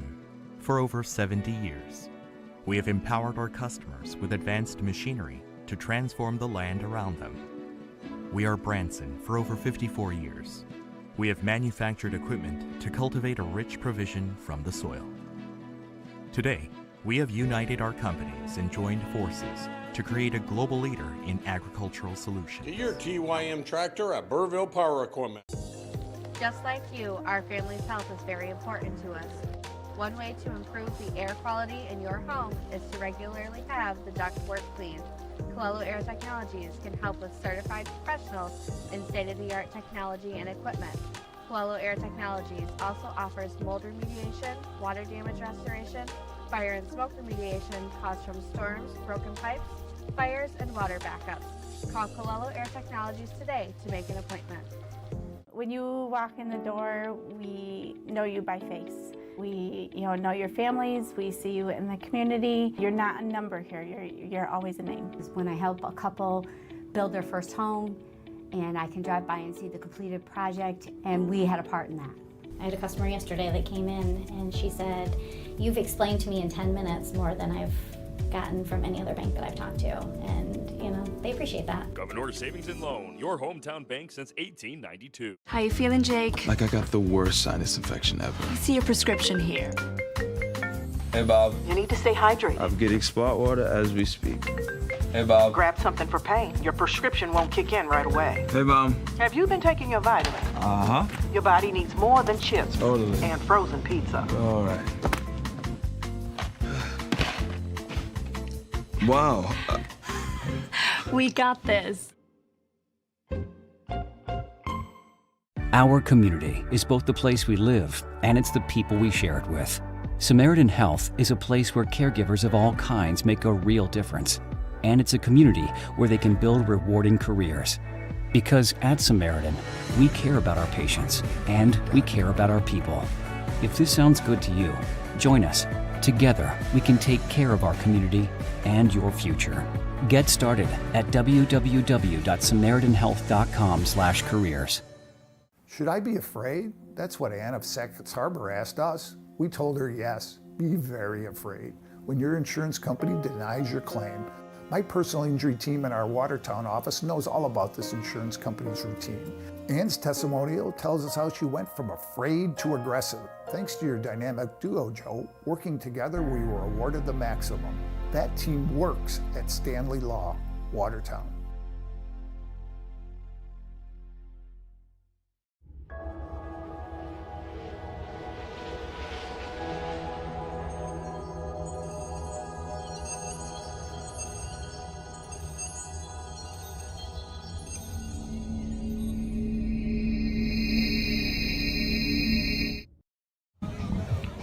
Back in Watertown, where the red and black trail 14-3 over the visiting Upstate Predators. For the Predators, it's the first couple touchdowns of the season for Jarrett Osterhoop. And they made the two-point conversion attempt successfully, their second attempt, after Osterhoop's second receiving touchdown of the night.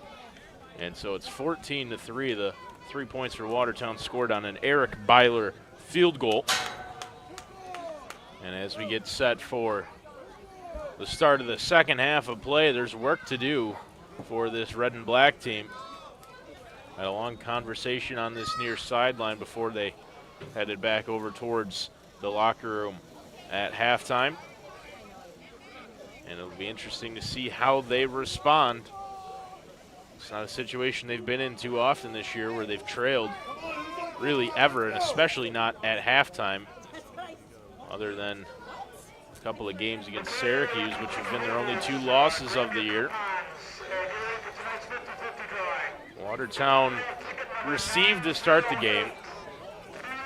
The Predators won the toss and then deferred, so it'll be Byler to kick it away for the red and black as we start the second half of play here at George Ashcraft Field, home of the Watertown red and black here at the Alex T. Duffy Fairgrounds. Watertown red and black football brought to you by NBC Watertown and Steve Weed Productions.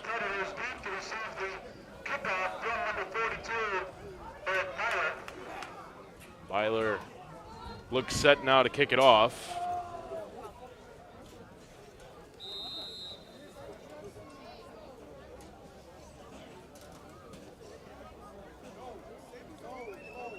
And we're underway here in the second half. A low line drive from Byler is going to take a pretty favorable bounce. Reeled in by Jackson at the 25-yard line. And Jackson's going to get his way all the way down to the 40.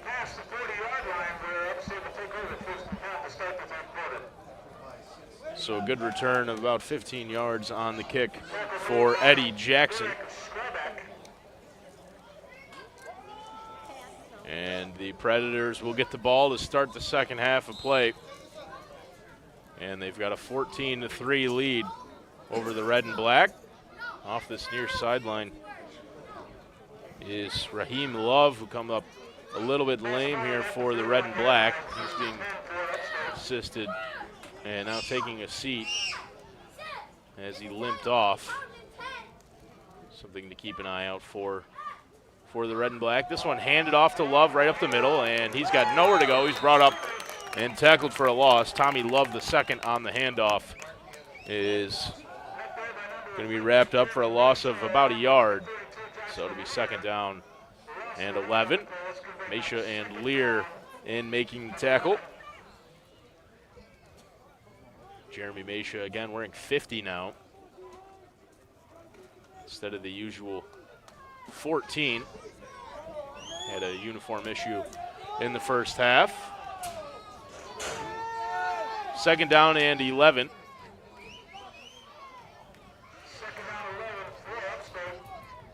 Joyner gets the snap and scrambling out to his right, throwing down the field. It's caught and complete to Sammy Diaz. Tackle made by Corey Smith after the completion for about 7 yards. It'll be third down and 4. So after the tackle for a loss on the handoff play to Tommy Love, Sammy Diaz picks up about 7. And it's third down and 4. for the Upstate Predators. The ball on the 47-yard line. First possession of the second half. Back to pass and out to this near side. Nearly picked off. Corey Smith got there and got his right hand on the ball. And just barely unable to reel it in to complete the interception. It'll bring up a 4th down for the Predators. And it looks like the offense is still out there as Eddie Jackson joins the huddle on that right side of your screen. Jackson will step to the line now with Sammy Diaz on the near side as the receiving options on 4th down for Billy Joyner. Joyner gets the snap, looking over the middle, it's caught, and then brought down hard by Mason, as well as Jonathan Williams. But the pass complete over the middle to Michael Cota for the first down and then some. That'll move the chains all the way to the 37-yard line. It'll be first down and 10 for the Predators after the completion over the middle. 12 minutes and 35 seconds left here in the third quarter. Watertown trailing 14-3, looking to stop the Predators here and keep it there. Back to passes, Joyner, good pressure from Mesha. He gets it off, it's caught by Love and tripped up by Davian Davis, who made the tackle diving in at the ankles to get to the running back Love, who reeled that one in. It's a gain of about 3.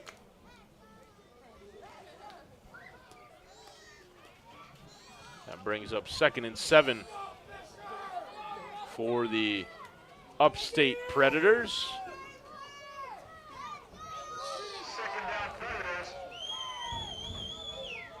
Three receivers to the right of the quarterback, and he picks on one of them. It's caught on that far side to Diaz. He's tripped up on the far side. It was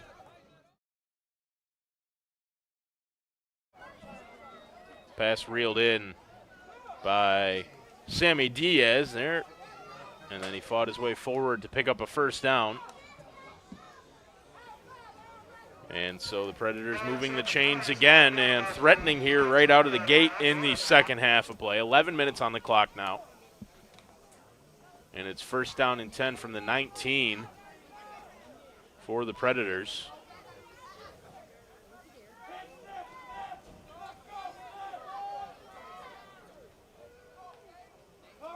Long wait. Here's the snap now. Fake the pitch. Looking over the middle, Joyner into the end zone, and caught for a touchdown. What a huge play.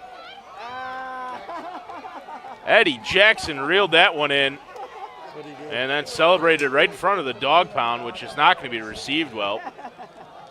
But what was received well was the pass. Eddie Jackson reeled that one in the corner of the end zone. Take a look at it again here, because it is worth a second look. Joyner faked the pitch to Love and then aired it out into the end zone, and that's as good a catch as you're going to see at this level of football. Jackson was covered pretty well, and he just went up and got it anyway and reeled it in for a touchdown. It's 20-3, and the offense on the field to try to add 2 more for the Upstate Predators. Over the middle, caught, and it's complete for the 2-point conversion over the middle. Michael Cota reels it in for the Predators, and they lead 22-3. The touchdown pass caught by Eddie Jackson. And we'll take a break as the teams get ready for a kickoff after Upstate's latest touchdown. 22-3 now the score. Lots of things can make your engine light come on, besides your engine. A loose gas cap, a failed catalytic converter, even your transmission. At AMCO, we know how to diagnose and fix a problem no matter what it is. What makes your car's engine light come on can be confusing. Fortunately, where to take it isn't. That's AMCO. AA MCO. Allen's Liquors and Wines, easy on, easy off, exit 48 off I-81. The oldest locally owned running liquor store in town. With over 30 years in the community, a large selection of New York State wines, New York State distilled products, it's a must you pop in and browse our superior selection of liquor and wine products, competitive prices, frequent sales, specials. You always will get a great deal at Allen's Liquors and Wines. Open late until 10 p.m. Monday through Saturday for your convenience. Sunday to noon to 8 p.m. Pop in! Back to kick off after the touchdown pass caught by Eddie Jackson is going to be Ricky Norris. Unsportsmanlike conduct against the Predators will be applied to the kickoff. And so Norris will tee this one up at the 20. It's been a mixed bag for Norris tonight. We've seen two really not ideal kicks and then one very good one. Wait to see how it goes here. That one pretty good as well. Handled by Cuellar at about the 45, the 35 rather. Cuellar is going to get down to about the 47 before being brought down there. So a good return for Cuellar on the kick from Ricky Norris Jr. In the red and black, trailing by a bundle, 22-3. They'll get the ball for their first offensive possession of the second half of play.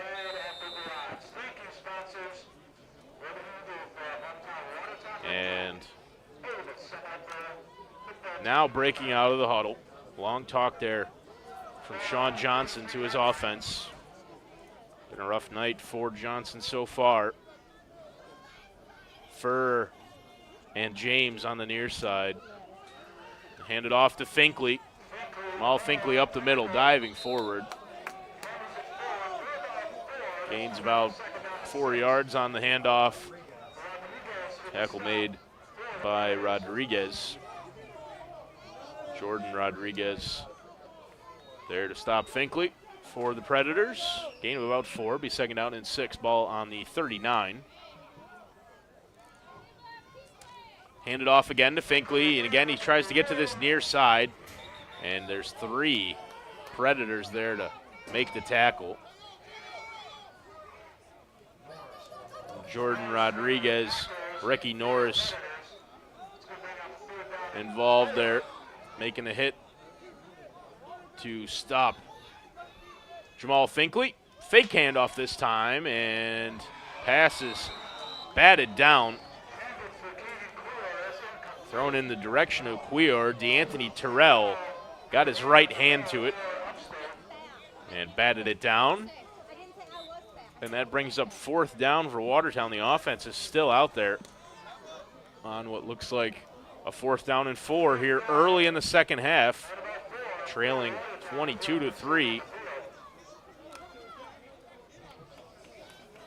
George Ashcraft feels like he's got to go for it here with 9 minutes and 31 seconds on the clock in the third quarter of play. And some movement on the line.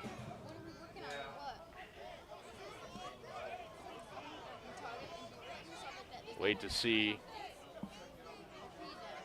the decision. It looked like Cuellar went early.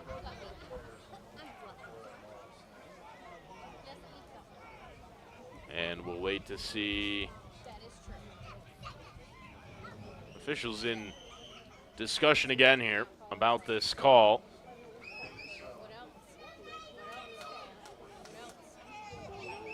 And we're going to talk it over. It looks like maybe This is going to go against.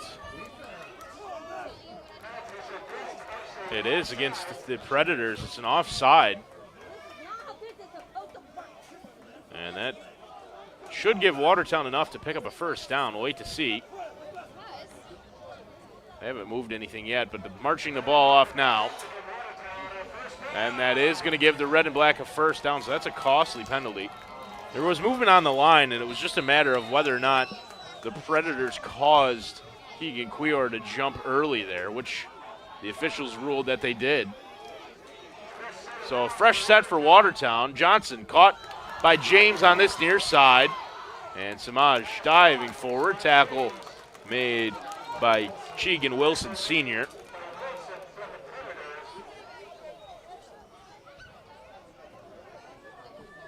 And James picks up yardage that we're not certain of just yet. Now the chain gain moving on that far side. It's going to be second down and about 3. Johnson again looking to pass. Does that far side, and it's trapped by Zach Todd, who's upset about that one. That was a situation where it looked like Todd had all sorts of time and space, and Johnson just threw it short. Fell in the feet of Todd. And it was an incompletion on second down. Now it's third down and about 3. The ball is on the 25-yard line. Finkley in the backfield with Johnson. James and Furr, Cuellar, and Todd, the 4 receivers. Johnson now gets the snap. Going to take it up the middle himself. Puts his head down. He's hit late from behind. But he picks up enough for a first down. That's a good play for Sean Johnson. After coming up short on the last pass, just put his head down and ran up the middle to get the first down that time. Diving forward to the 19-yard line. It'll be first down and 10 from there. Same personnel. Finkley, Furr, James, Cuellar, and Todd. Johnson looking for Todd, and it is incomplete. Hit the chest of the coverage, DeAnthony Terrell. Take a look one more time. It's worth another look. That one out of the hands, off the chest, juggled around. Anthony Terrell couldn't reel it in. And a huge break for the Red and Black there. That very clearly should have been an interception. That one caught. No, incomplete. I thought Furr reeled that one in, but he didn't. It was, again, thrown just a little bit short. Furr couldn't quite reel it in at his feet. Good coverage by Jalen White that time for the Upstate Predators. And it's third down and 10. Furr was in space again that time, and Johnson just unable to find him. Here he is, stepping to the line on third down and 10 now. He's got Finkley in the backfield right to his right, and the same 4 receiving options does Sean Johnson. He gets the snap, and he's looking to pass to this near side. Again, thrown in short, in at the feet. Incomplete, intended for James. And Johnson's just spiking his throws right now. And that'll bring up a fourth down and 10 for the Red and Black with the ball on the 19-yard line. And the offense is going to stay on the field. Finkley's going to be replaced by Corey Smith.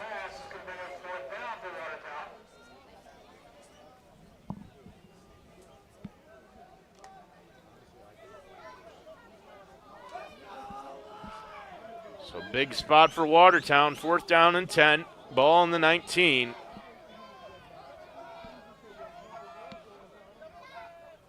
Johnson back to pass. Throwing it long into the end zone. Lots of contact. The flag comes out for pass interference.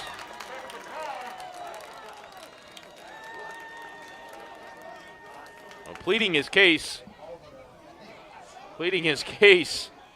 was Sammy Diaz, but there was Keegan Cuellar in the end zone there. And after looking at it a second time, I'm not sure there really was a ton of contact. But it is a pass interference, which gives Watertown a 1st and goal from the 1. The pass interference spot of the foul, which was in the end zone. Johnson looking for Cuellar there on 4th down and 10. Watertown gets a little bit of a break. They get 1st and goal now here from the 1. It's still Smith in the backfield, and it's handed off to Smith, fighting forward into the end zone. Touchdown for the red and black.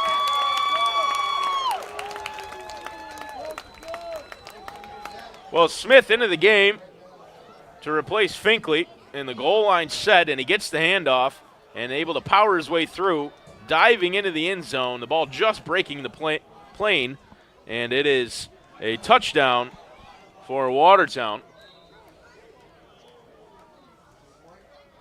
And the offense looks like they're going to stay out there for a 2-point conversion attempt.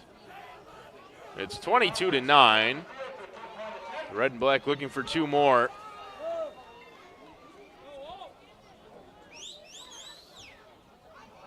Still Smith in the backfield. And fake handoff. Johnson throwing into the corner of the end zone, reeled in over the shoulder by Keegan Cuellar for the 2-point conversion, and it's 22-11. Here's a look at it as Johnson faked the handoff and threw a dime right into the corner over the shoulder of Cuellar, who made a nice basket catch to reel it in, and the lead's cut in half now, 22-11, as Watertown scores on the rushing touchdown for Corey Smith. Watertown will kick it away. We'll take a break before they do that. We are TYM. For over 70 years, we have empowered our customers with advanced machinery to transform the land around them. We are Branson for over 54 years. We have manufactured equipment to cultivate a rich provision from the soil. Today, we have united our companies and joined forces to create a global leader in agricultural solutions. To your TYM tractor at Burville Power Equipment.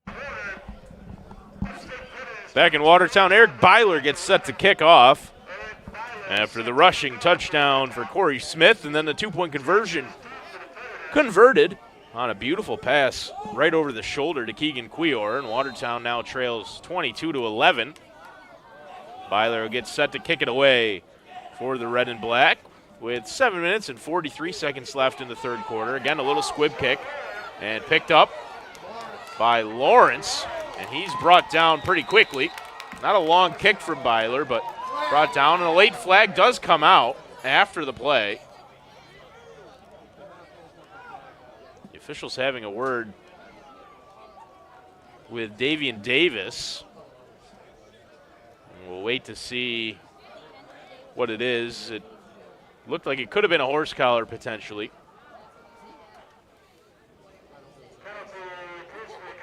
And it is face mask, actually, looks like, against the red and black. Either way, 15-yarder against Watertown. And so it's going to be first down from the 48, looks like. Well, the chain gang is at the 48. The ball's at the 47. Now they've moved. Always good to be on the same wavelength. First down and 10 from the 47. Low snap, dug out, pitched out to Love on the near side. Spinning around, Love's going to change directions, head to the other side of the field, and he's brought down in the backfield. Looked like Washington and Mesha were the ones that made the tackle there for a loss of about 3 yards on the pitch to Tommy Love the second. For a while, it looked like Love was just going to keep alternating directions left and right. Eventually, he was brought down. It's a loss of about 3. We're at the 50-yard line. Second down and 13 from there. And the crowd getting involved now. Back to pass, now skipping forward and picking up some pretty significant yardage was the quarterback, Billy Joyner, and then a good group of the red and black defensive line all involved. Davis, Mesha were all involved. Gain of about 6 yards on the quarterback keeper up the middle. 6 minutes and 15 seconds left on the clock in the third quarter. Red and black trailing by 11. And it's a third down situation for them here. They'd love a stop on third down and about 8.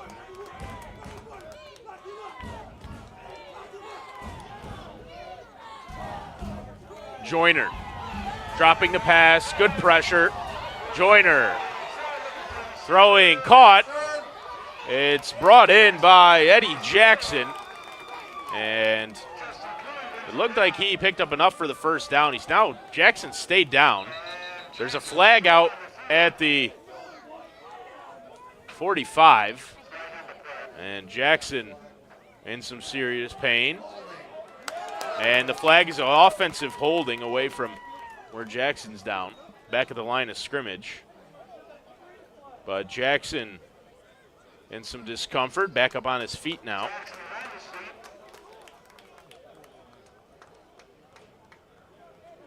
Well, the quarterback Joyner had all sorts of time on that play. Part of that was the offensive holding. And that'll march him back 10 yards.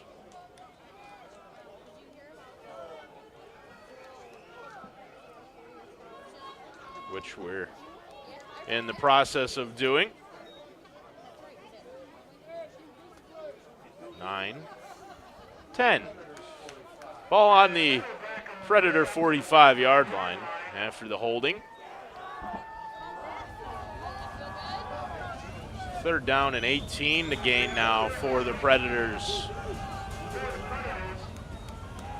And the crowd really getting energetic here on a big third down.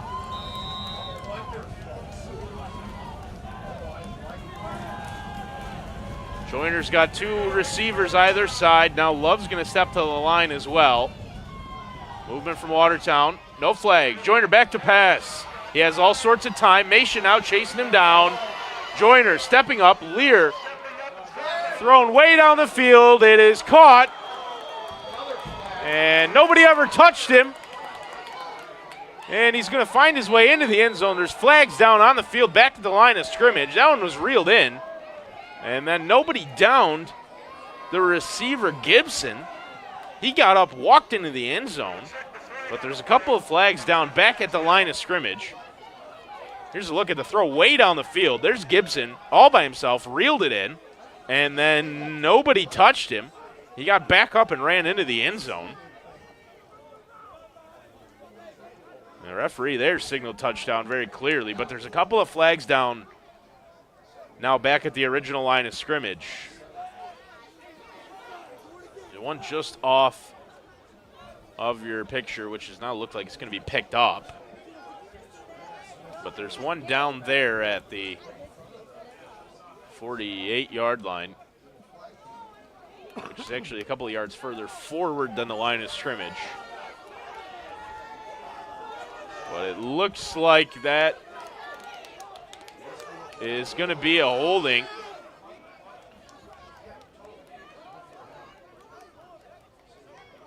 Waiting to see. They are going to march the ball off, though. And so it is an offensive penalty that negates a huge touchdown. No signal, but the thought is up here that it's a holding. They marched off 10 yards, so that's the most likely scenario. There it is. The signal is offensive holding. And the ball moved back another 10 yards. Back-to-back holdings. It's third down and very long.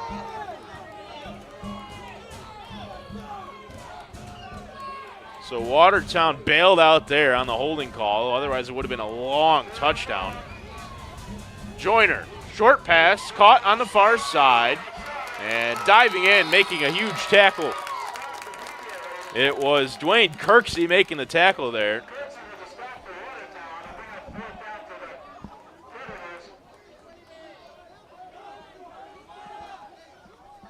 And it is going to be fourth down and really long for the Predators. And the red and black have all of a sudden come to life.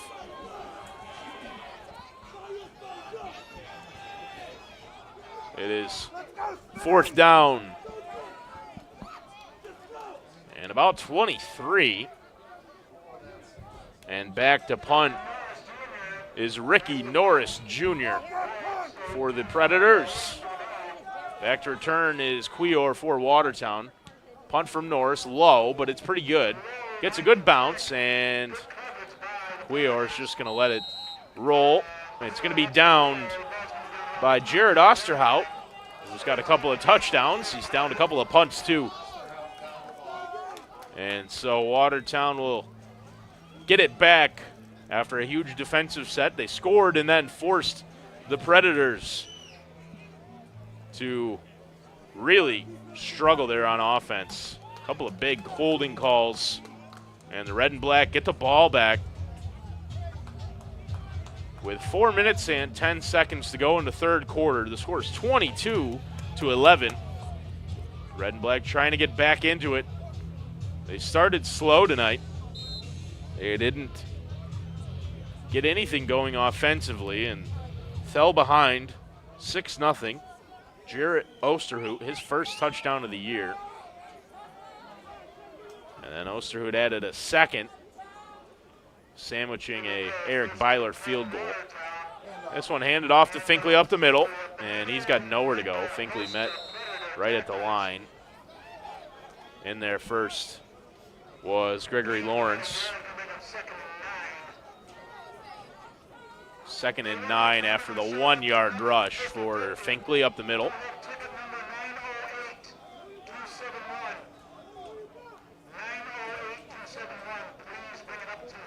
Johnson to this near side, diving, making the catch is Chris Furr before he's touched up by Justin Wright. Furr getting down there pretty close to the first down yard. It's going to be third down and short after the catch for Furr.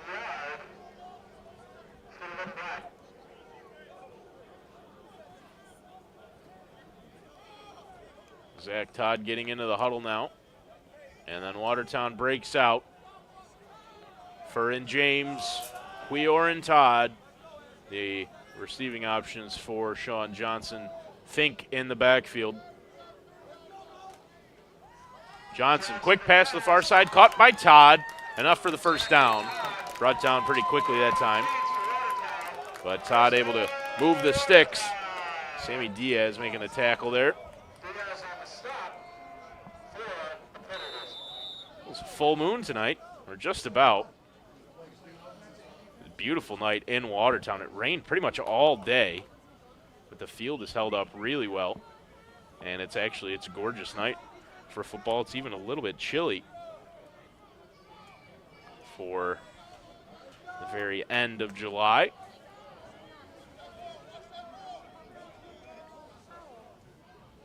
It's really nice, well taken care of field here at the Duffy Fairgrounds. This one handed off again up the middle.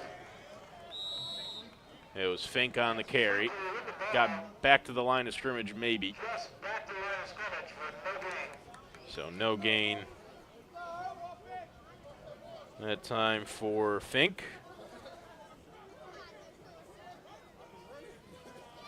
Second down and 10.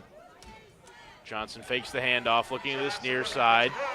And under pressure, Johnson rolling out to the left, looking down the field. Sean Johnson picked off again. This time it is Sammy Diaz. And he's still on his feet. Sammy Diaz has some space now in front of him, and he's brought down from behind. And that was James and or Finkley that brought down Diaz after the interception, but the third pick of the night thrown by Sean Johnson.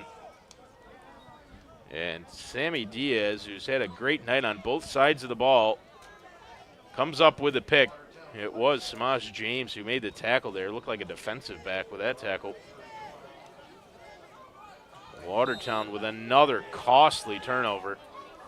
And it's going to be first down and 10 from the 46 for the Upstate Predators, who lead by 11 with 1 minute and 25 seconds left here in the third quarter of play.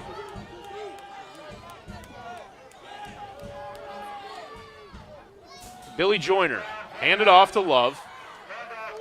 Fighting forward was Tommy Love, brought down by Jeremy Mesha. Gain of about 4. It'll be second down and 6. Ball on the 47. The 42, rather.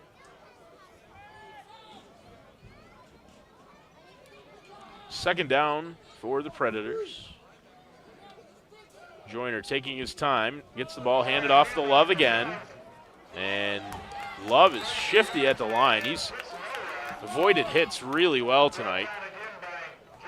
Got past the first tackle and again is brought down by Mesha. Picks up maybe a yard that time. It'll be third down and 5. Ball's going to be on the 41-yard line, looks like. Clock ticking down. We're down to 20 seconds left in the third quarter. And the Predators seem content to just let the clock run out here on the third quarter of play as they head back over to their sideline. The score is 22-11 in favor of the visiting Upstate Predators here. At the end of the third quarter, Watertown trailing with work to do still. They got on the board with another touchdown, well, their first touchdown of the night. It was a rushing touchdown for Corey Smith, but they still trail by 11. We'll take a break in between the third and fourth quarters and be back for more action. Just like you, our family's health is very important to us. One way to improve the air quality in your home is to regularly have the ductwork cleaned. Colello Air Technologies can help with certified professionals in state-of-the-art technology and equipment. Colello Air Technologies also offers mold remediation, water damage restoration, fire and smoke remediation caused from storms, broken pipes, fires, and water backups. Call Colello Air Technologies today to make an appointment. When you walk in the door, we know you by face. We, know your families. We see you in the community. You're not a number here. You're always a name. When I help a couple build their first home, and I can drive by and see the completed project, and we had a part in that. I had a customer yesterday that came in and she said, "You've explained to me in 10 minutes more than I've gotten from any other bank that I've talked to." And, they appreciate that. Governor Savings and Loan, your hometown bank since 1892. How you feeling, Jake? Like I got the worst sinus infection ever. I see your prescription here. Hey, Bob. You need to stay hydrated. I'm getting spot water as we speak. Hey, Bob. Grab something for pain. Your prescription won't kick in right away. Hey, Mom. Have you been taking your vitamins? Uh-huh. Your body needs more than chips Totally. and frozen pizza. All right. Wow. We got this. Start of the fourth quarter. Predators leading 22-11. It's third down and about 5 for him to pick up. Fake handoff. Joyner looking to pass. He's skipping around. Washington and Mesha under. And Mesha, huge block laid there, blindside. The ball is thrown and incomplete. That play had everything going on. It had a quarterback scrambling around, had good pressure. Mesha getting blindsided there. And then ball nearly being picked off. That was a really good effort from Kirksey to dive in and try to pick that one off after it bounced out of the hands of the intended receiver. After all of that, it's an incompletion, and it's 4th down and 5. Ball's on the 41-yard line.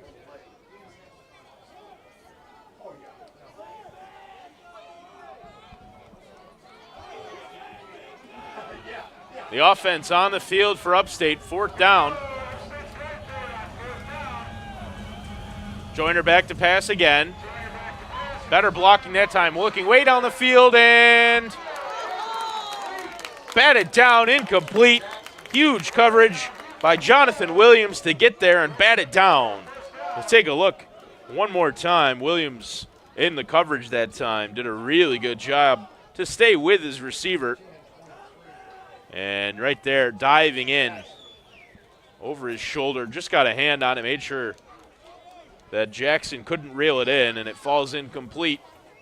The Predators turn the ball over on downs. It'll be 1st down and 10 for Watertown, the ball on the 41. 14 minutes and 16 seconds left in the game.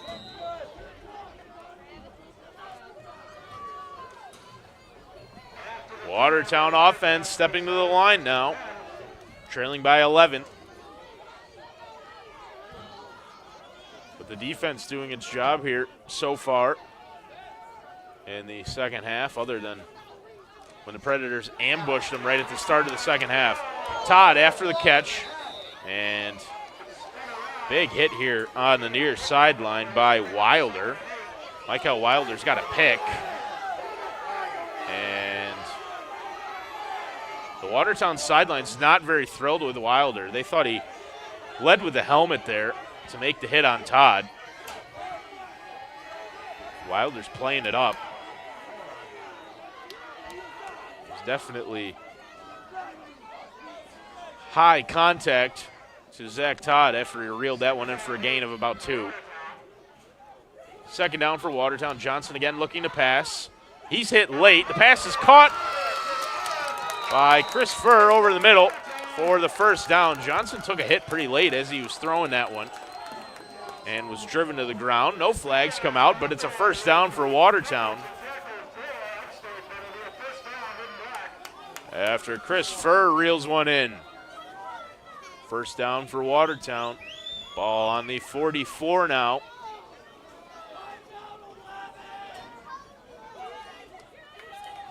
Finkley in the backfield.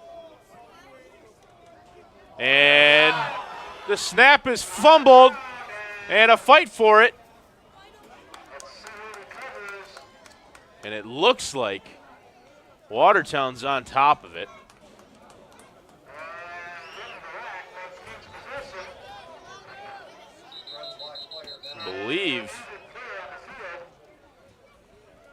Believe that was Gooding who fell on top of it, and he's now come up holding that right side. Gooding back on his feet, shaking it off. Watertown fortunate to keep the ball there. That's twice now.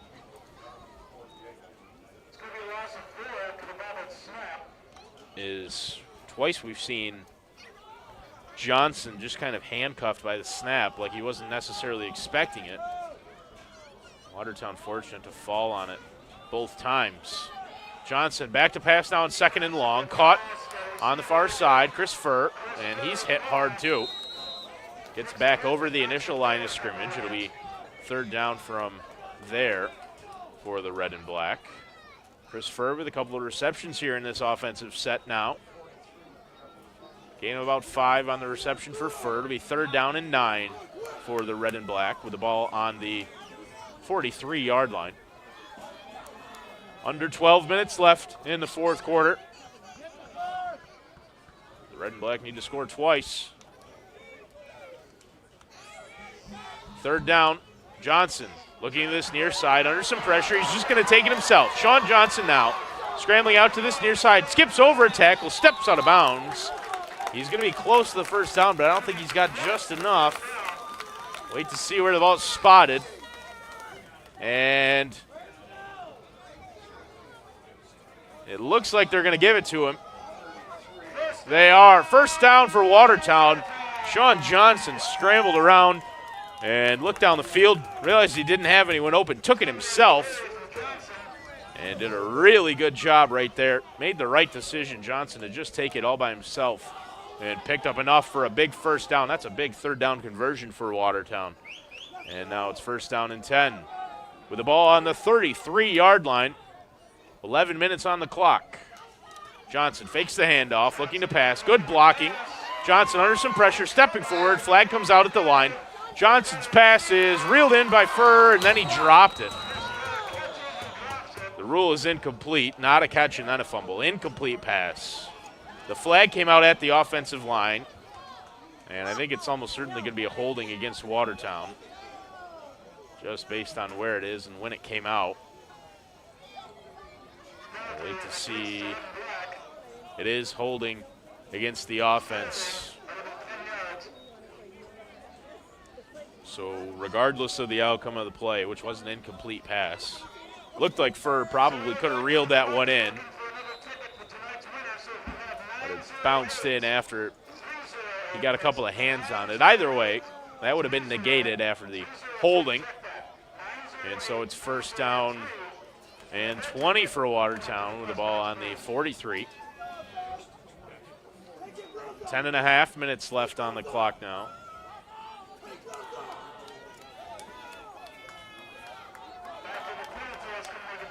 Johnson looking to pass again. Quickly throws it to Furr, too tall, and through his hands. Incomplete, intended for Furr. It'll be second down and 20.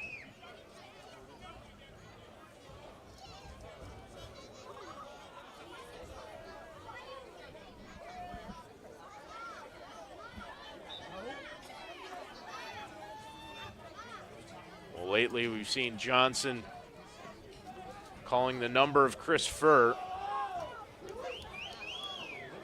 and with some success as well. That time just threw it too tall for him.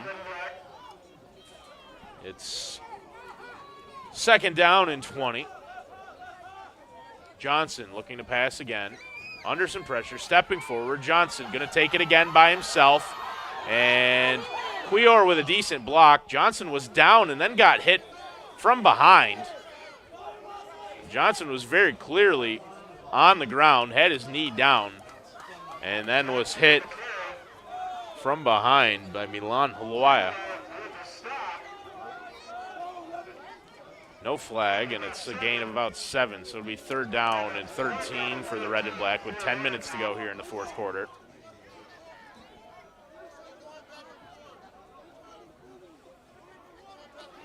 Johnson joining the huddle late now after having discussion on this near sideline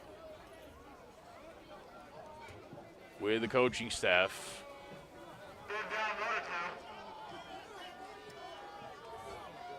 Finkley again in the backfield. Johnson looking to pass, looking down the field, has Todd, incomplete.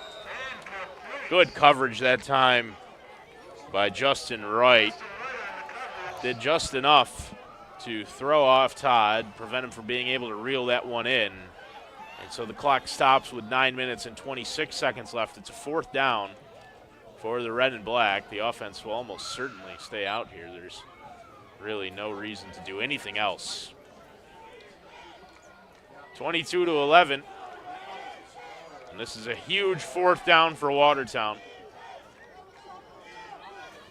Finkley's going to come over to this near sideline. Johnson and Cuellar have got to hurry up now. Watertown running out of time here on fourth down. And quick huddle. They're stepping to the line now.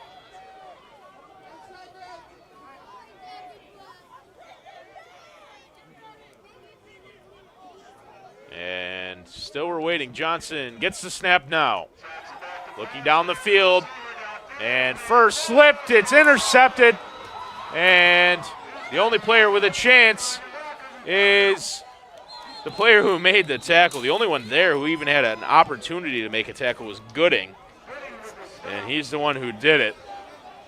That's a bit of misfortune for the Red and Black. Take a look there after the pick. It's Diaz's second interception of the night. That pass was intended for Furr, but Chris slipped on that far sideline. And he's come up lame after that throw. Started to walk off towards the sideline, threw his helmet towards the sideline in frustration, and he's very clearly struggling, Chris Furr, after he slipped on that play. There he is now being helped off the field by Doldo and Brandon Ray. Unfortunate for Watertown. Johnson throws his fourth pick.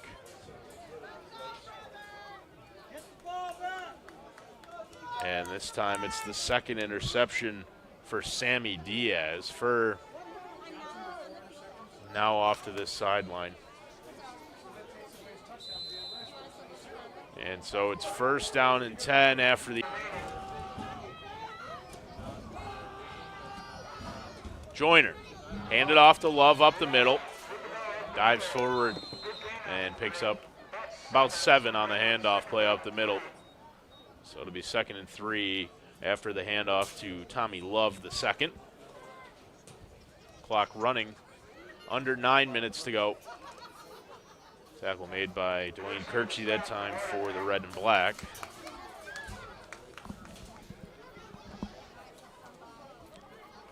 Long wait here by the Predators, content to just kill some clock off. It'll be 2nd down and 3 with the ball on the 30-yard line. And it'll be about 8.5 minutes to go as they step to the line. Again, handed off to Love, and again, he's going right up the middle. He's brought down quickly. Looked like Mesha involved on the tackle, and it was. Mesha and Jonathan Fisher in there as well.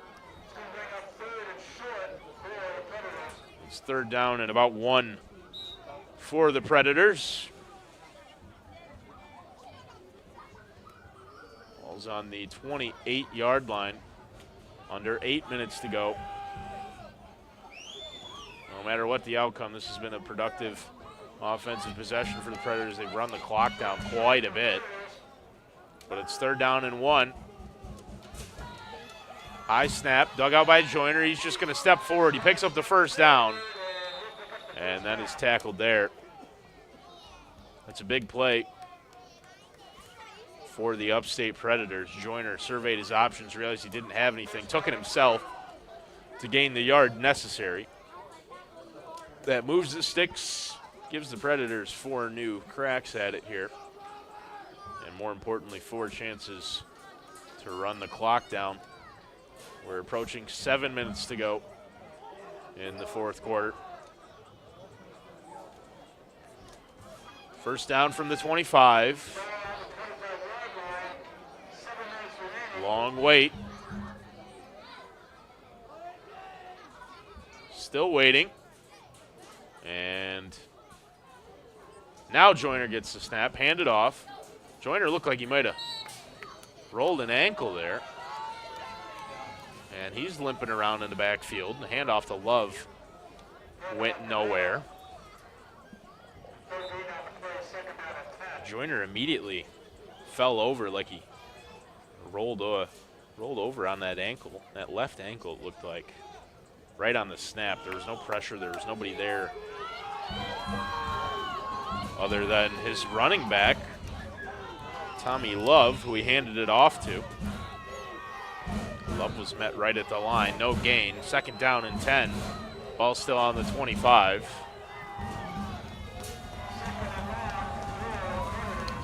The crowd really getting involved here. Watertown needs a stop now. 6 minutes to go. Short pass to Jackson on the far side. He's going to be tackled for a loss. Smith making the tackle for Watertown. It'll be 3rd down. And let's call it 12. Might be closer to 13. Either way, it's 3rd down and long for the Upstate Predators out of Rochester, New York.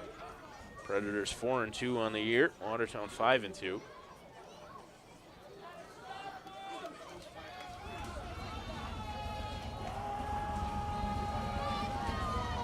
Third down and long now.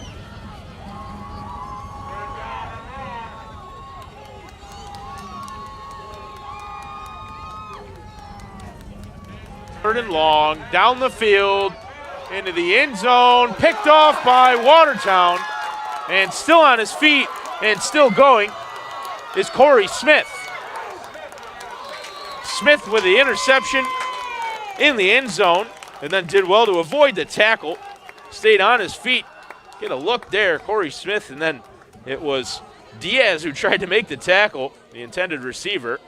Smith able to skip past the diving Michael Cota, and then brought down at the 12. So the red and black get an interception. Corey Smith's got a touchdown and a pick tonight. He's been a two-way weapon the last few games for the red and black. And a huge interception there.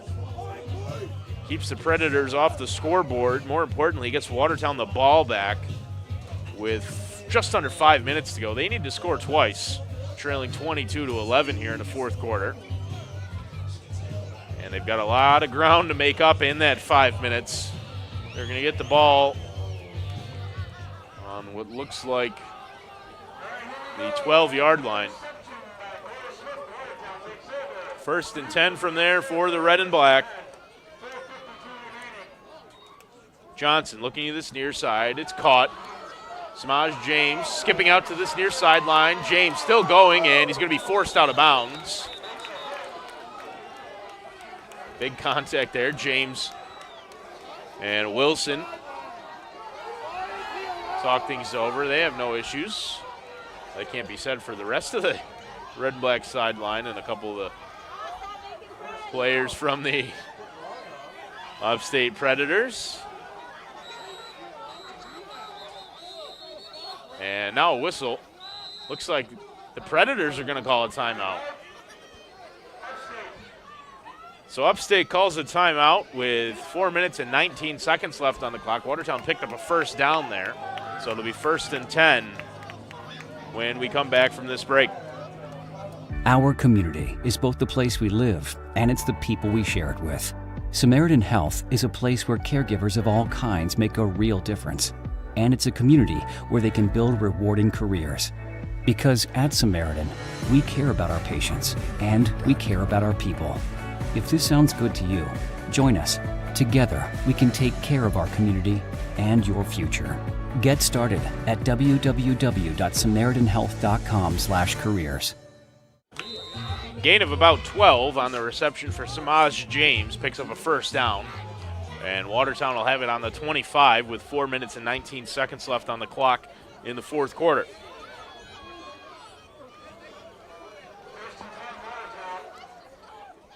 Johnson looking to pass to the far sideline, throwing it out there and reeled in. Caught and then, I believe, pushed out of bounds is Chris Furr. Still got an ankle or a foot bothering him a little bit, but he reeled that one in. Gain of about 6. Andy is back to the line now. 2nd down and 4 for Watertown. Johnson looking over the middle. Has James. He's belted, but a huge catch for Samaj James over the middle. James now back onto his knees. That was a massive hit. Both players had their helmets come off. Another look here. It was Justin Wright involved on a huge hit over the middle as James brought this one in. Wright and James collided big time there. Both of their helmets came off. And both players still shaken up quite a bit. James down now. He popped right back up, but then went straight back down, James. And looks like might be a bit of a serious one. We'll step aside as James is down after a big catch. Should I be afraid? That's what Ann of Sackville Harbor asked us. We told her yes, be very afraid. When your insurance company denies your claim, my personal injury team in our Watertown office knows all about this insurance company's routine. Ann's testimonial tells us how she went from afraid to aggressive. Thanks to your dynamic duo, Joe, working together, we were awarded the maximum. That team works at Stanley Law, Watertown.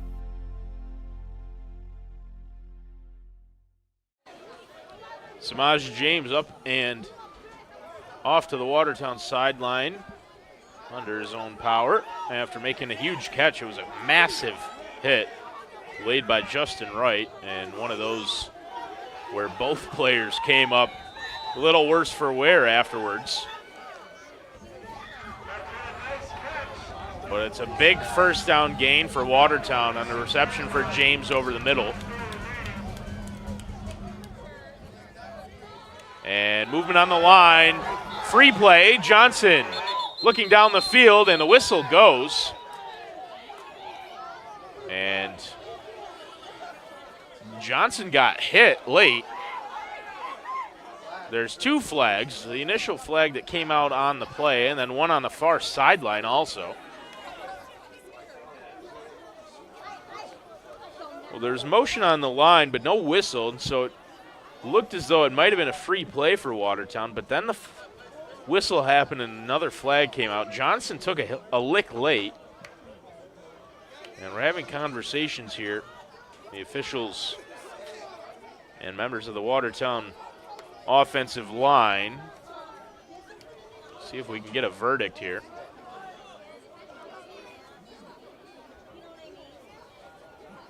One of the judges coming over to have a discussion with Jerry Levine and George Ashcraft on the near sideline. The other two officials that were involved in the play are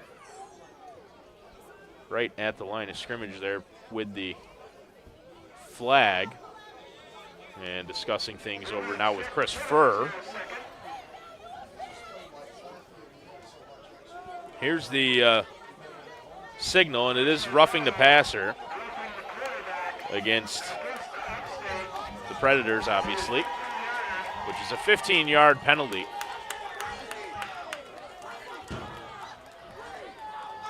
So the roughing the passer gives Watertown 15 yards,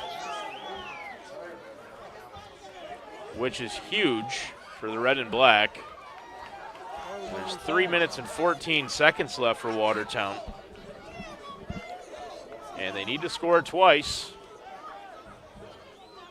Ball's going to be spotted pretty much right at the 35, where it's 1st and 10 for them from there.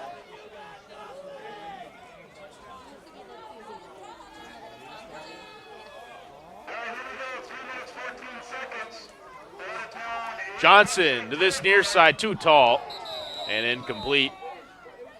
Pass was intended for Souffrant on this near side.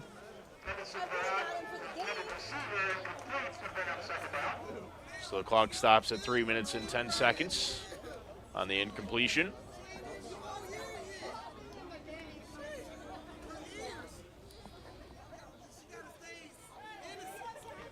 Cheegan Wilson, senior in coverage that time against Souffrant.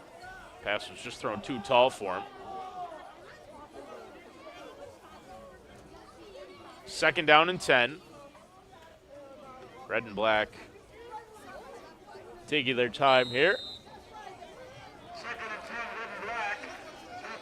And they'll step to the line with the clock stopped at 3:10.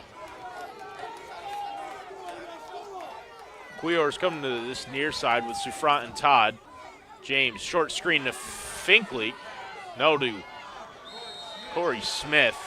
And his helmet comes off after the play, but Smith tackled for a loss on the screen pass.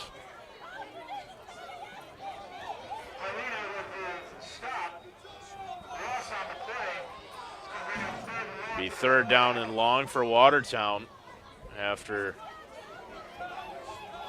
Smith was tackled for a loss.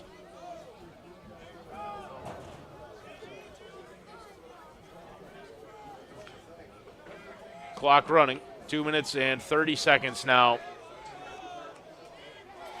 Johnson gets the snap and he's dropping way back. Now stepping forward, Johnson throwing, and it was brought down by Chris Furr.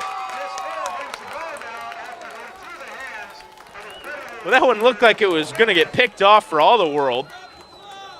It was Eddie Jackson over there in coverage. And somehow it went off of his hands right to Chris Furr, who reeled it in on that far sideline. And now we're going to hit the 2-minute warning with the red and black trailing 22-11. Teams are going to get some hydration here at the 2-minute warning. And we'll take a quick break. Watertown trails 22-11.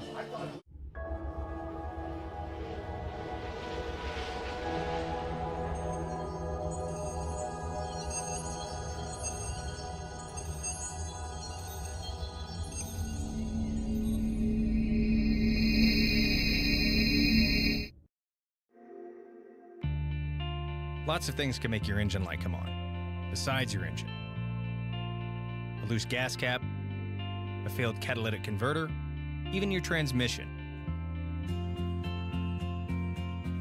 At AMCO, we know how to diagnose and fix a problem no matter what it is. What makes your car's engine light come on can be confusing. Fortunately, where to take it isn't. That's AMCO. AA MCO.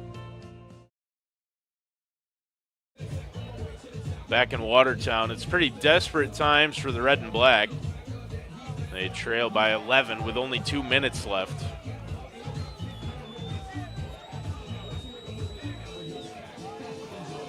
It'll be first down for the red and black with the ball in the 20 after a miraculous catch for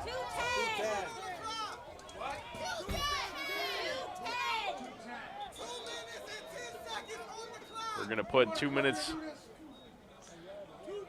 We're going to put 2 minutes and 10 seconds left on the clock as the shout from everybody involved right in front of us, which doesn't seem to make sense if we had reached the 2-minute warning.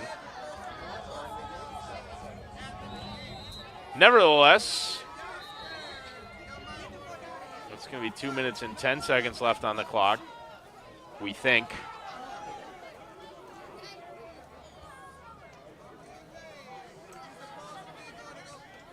It'll be first down and 10 for Watertown eventually. Ball's on the 20-yard line after Chris Furr made a really good catch.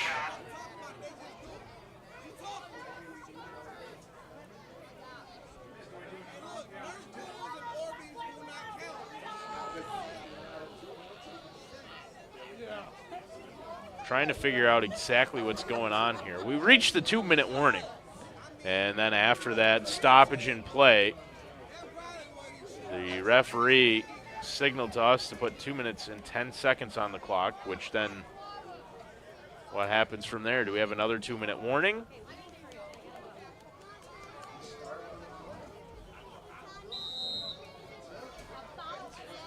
Either way, we're getting ready to go, I guess, with 2 minutes and 10 seconds to go. It's first down and 10 for Watertown. Johnson quickly this near side, caught by Todd. The ball came out, and Todd picked it back up, but it's an incomplete pass. So Todd had that one briefly, and then it popped out right in coverage, forcing it loose. And so there's 2 minutes and 2 seconds on the clock. We don't believe that there will be a 2-minute warning when we hit 2 minutes for the second time in the game. It's 22-11 in favor of the visiting Upstate Predators. Watertown really up against it now. Here's Johnson looking to pass. Throwing into the end zone, caught. Touchdown for the red and black. Reeled in by Samaj James. It's Samaj James in the end zone. After he came off injured, came over to this near sideline, received treatment for his right ankle. It looked perfectly fine there as he went up to make the catch and threw the hit from Jimmy Hutto. reeled it in anyway, and then got up and did a little dance even. The ankle looks fine for Samaj James. It's 22-17 with just under 2 minutes to go after the touchdown for James.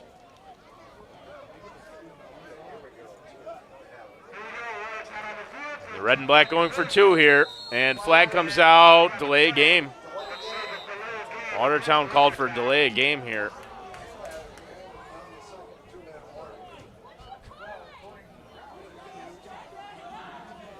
So the delay of game backs Watertown up. It'll be a longer 2-point conversion attempt, but they have to go for it, really. It's either that or be forced to score another touchdown.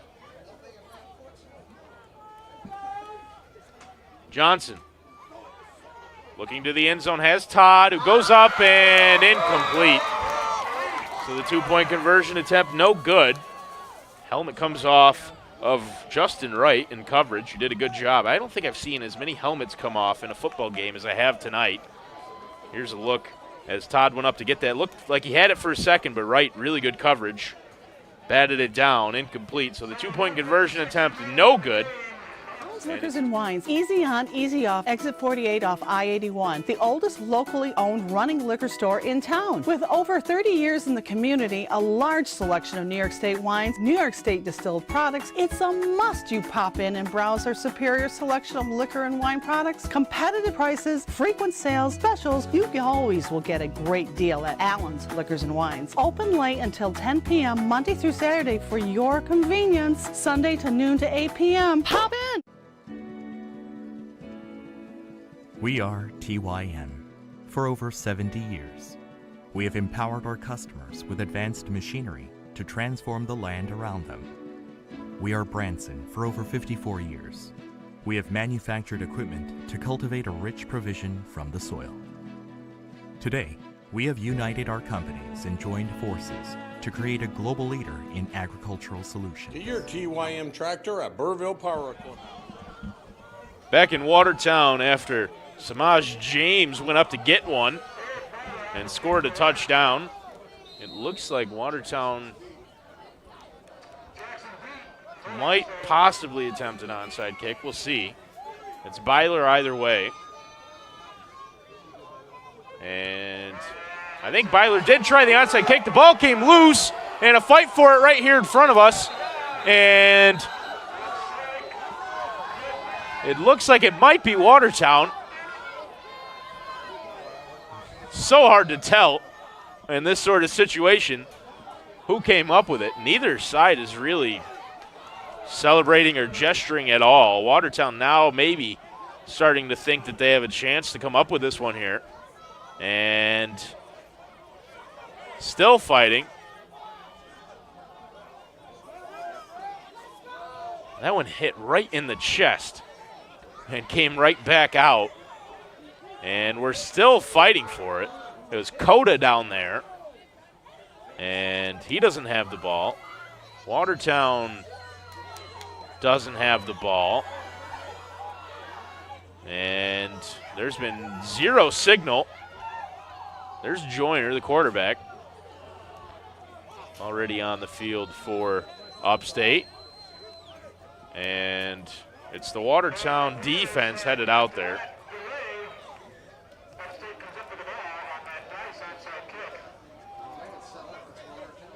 So all sorts of chaos happened. And we're still talking about it here. The Watertown defense is on the field. And the chain gang is moved on that far sideline to reflect a Upstate first down.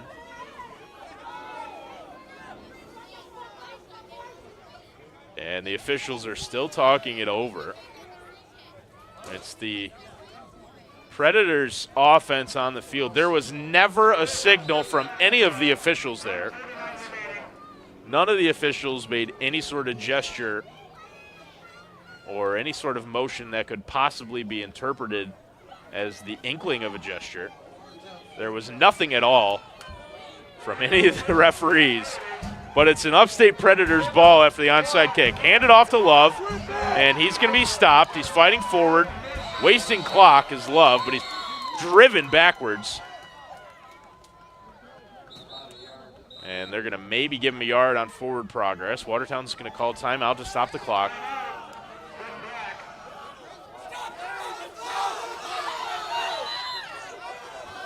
It's 2nd down and 9.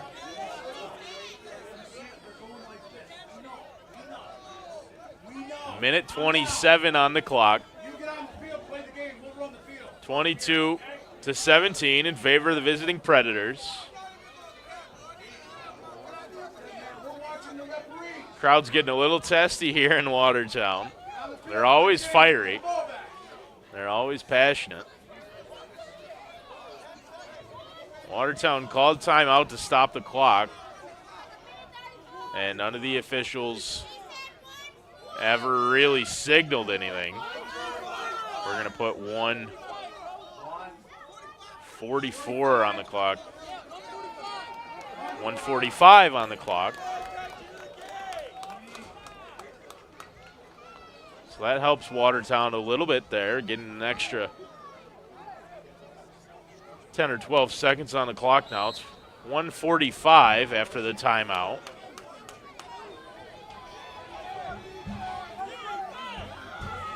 Red and black need 3 more defensive stops, and then they need to go down the field and score a touchdown. We've got another whistle here. And the official in the white hat, the white cap over here, signaling to the official on this near side. 135. We're having all sorts of issues up here with the clock and the officials. The official down here on this near side was struggling with counting the numbers on his hands. 1:35 on the clock. Back to pass is Joyner. Lots of holding going on there. No flag. Now the flag comes out. Joyner's down. The ball comes loose, and Watertown falls on it, and the ball comes loose again. Oh, my goodness. Another flag comes out. Have you seen anything like this, folks? I haven't. What a mess. The ball came out twice. Watertown recovered the fumble, and then the ball came out again. There's flags down for holding.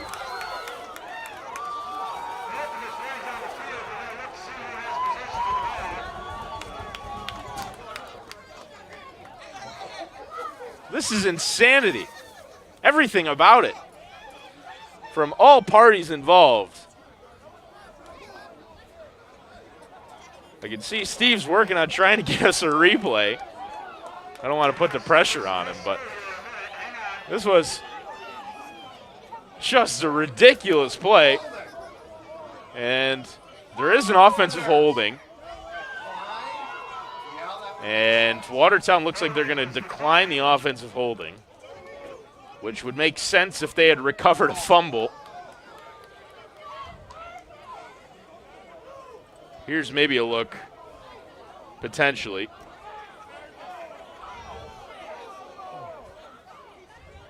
Or not just yet. Either way, what a mess. Watertown forced the fumble. The ball came loose.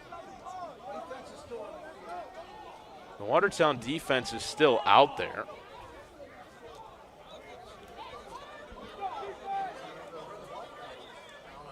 Watertown forced the ball loose. It looked like they had recovered it, but then the ball did come loose again.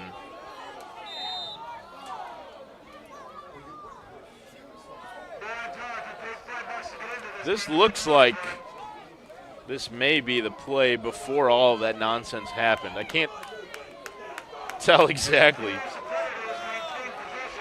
Ultimately, it looks like Upstate's going to end up with a ball somehow, but it's 3rd down and 49 yards with 1:21 on the clock. Back to pass, Joyner again, and he's going to get sacked again. A big stop on 3rd down for Watertown. Joyner got sacked. 1:15 going to be put on the clock after Watertown gets to the quarterback. Joyner again. And the red and black called timeout, I believe. Again, no real signal from any of these officials. A flag comes out on the line now after the play. It is 4th down, and now the crowd really getting involved. Sahavius Williams is down here getting everybody fired up for the red and black. Well, what a turn of events this last couple plays have been. Just absurd. And Watertown got to the quarterback twice, which you have to say, you have to question the decision for the Predators to even put their quarterback,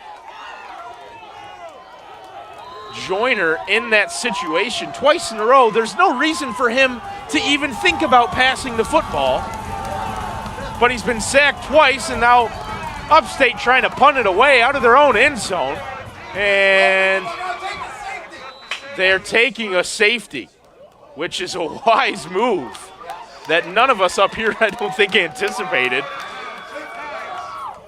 When it happened, it makes perfect sense. They're going to take a safety. It's 19-22. But that means that Upstate gets to kick the ball away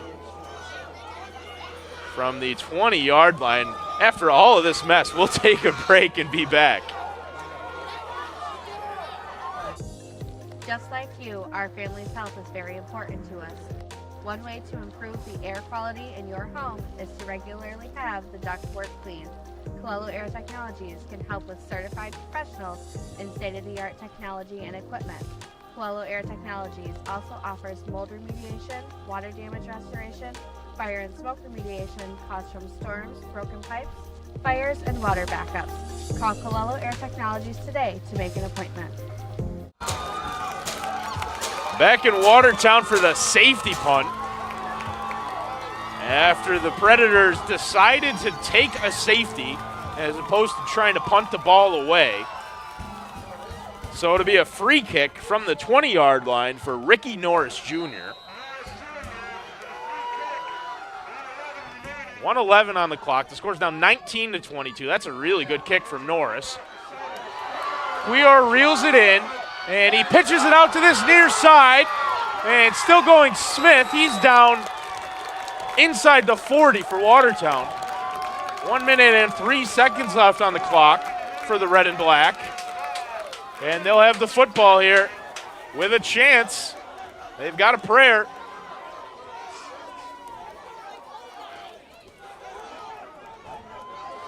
Well, this is as exciting an ending to a football game as I think I've ever witnessed.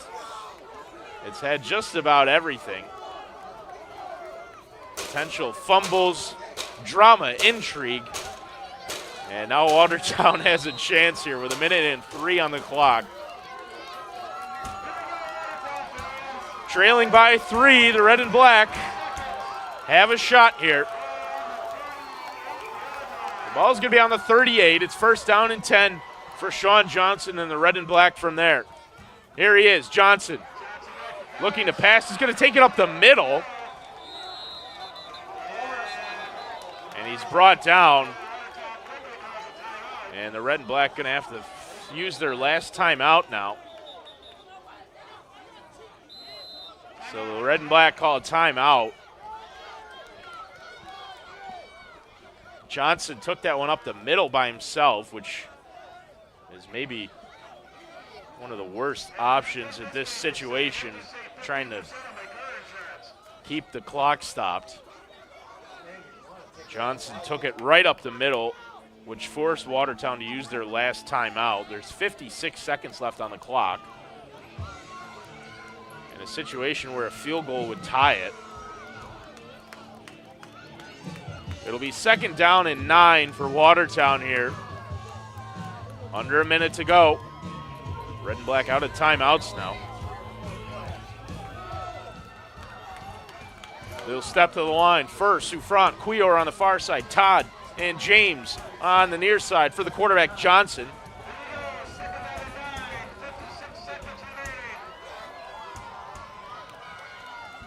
Snap for Johnson. He's looking to pass. That far side, caught and out of bounds. Chris Furr. Chris Furr reeled it in and then stepped out of bounds pretty much right at the 30.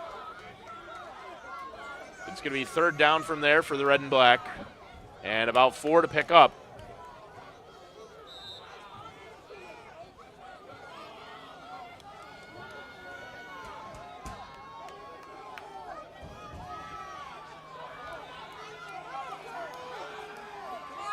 Johnson taking his time getting back out there.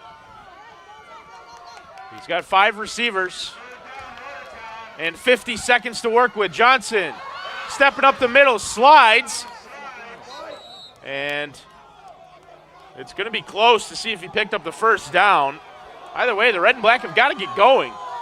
They're running out of time. They don't have any timeouts left. We're at 30 seconds left in the game. It's 4th down for Watertown. Here's the snap, the throw. It's caught, and a huge hit. Watertown's going to be short of the first down, I think. We're going to wait to see on the spot, but I thought it looked like Watertown was short there. We're going to have a timeout so they can measure this, I think.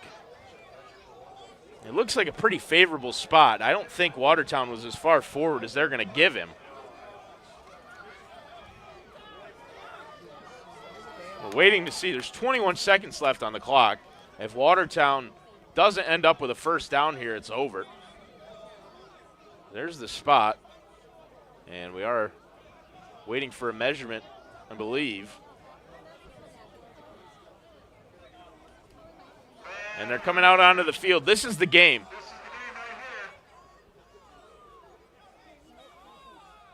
And we can't see it from up here. It's well short. And that's the ball game. Red and black had every sort of chance there at the end. They were giving all sorts of opportunities by the Upstate Predators. And they did not take advantage. Johnson tried to go up the middle a couple of times with no timeouts, no way to stop the clock. And then threw the ball short there when he absolutely had to have a first down.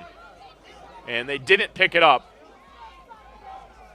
And so despite the Upstate Predators giving Watertown a chance back into the game at the end, the red and black don't utilize it. And so the ball game will end here after Upstate steps to the line and kneels. Maybe. They don't even really look like they're have any sort of desire to do that.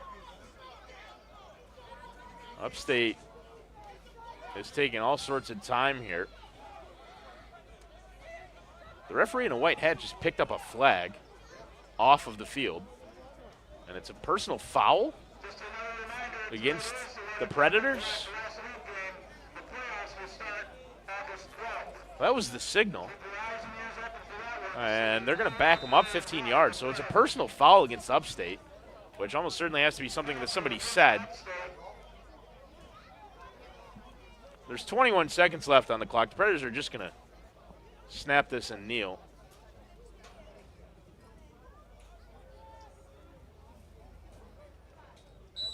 And they do. So the clock will run out here. And the red and black fall at home to the Upstate Predators in an absolutely bizarre game. Watertown had a chance to get back into it late, but they just didn't play good, smart, heads-up football. And they got themselves behind by too large of a margin to begin with to force a comeback. Watertown falls short 22-19 here at George Ashcraft Field. For everybody at NBC Watertown and for Steve Weed of Steve Weed Productions, my name's Connor Lalone. Thank you for joining us for Red and Black Football, and have a good night.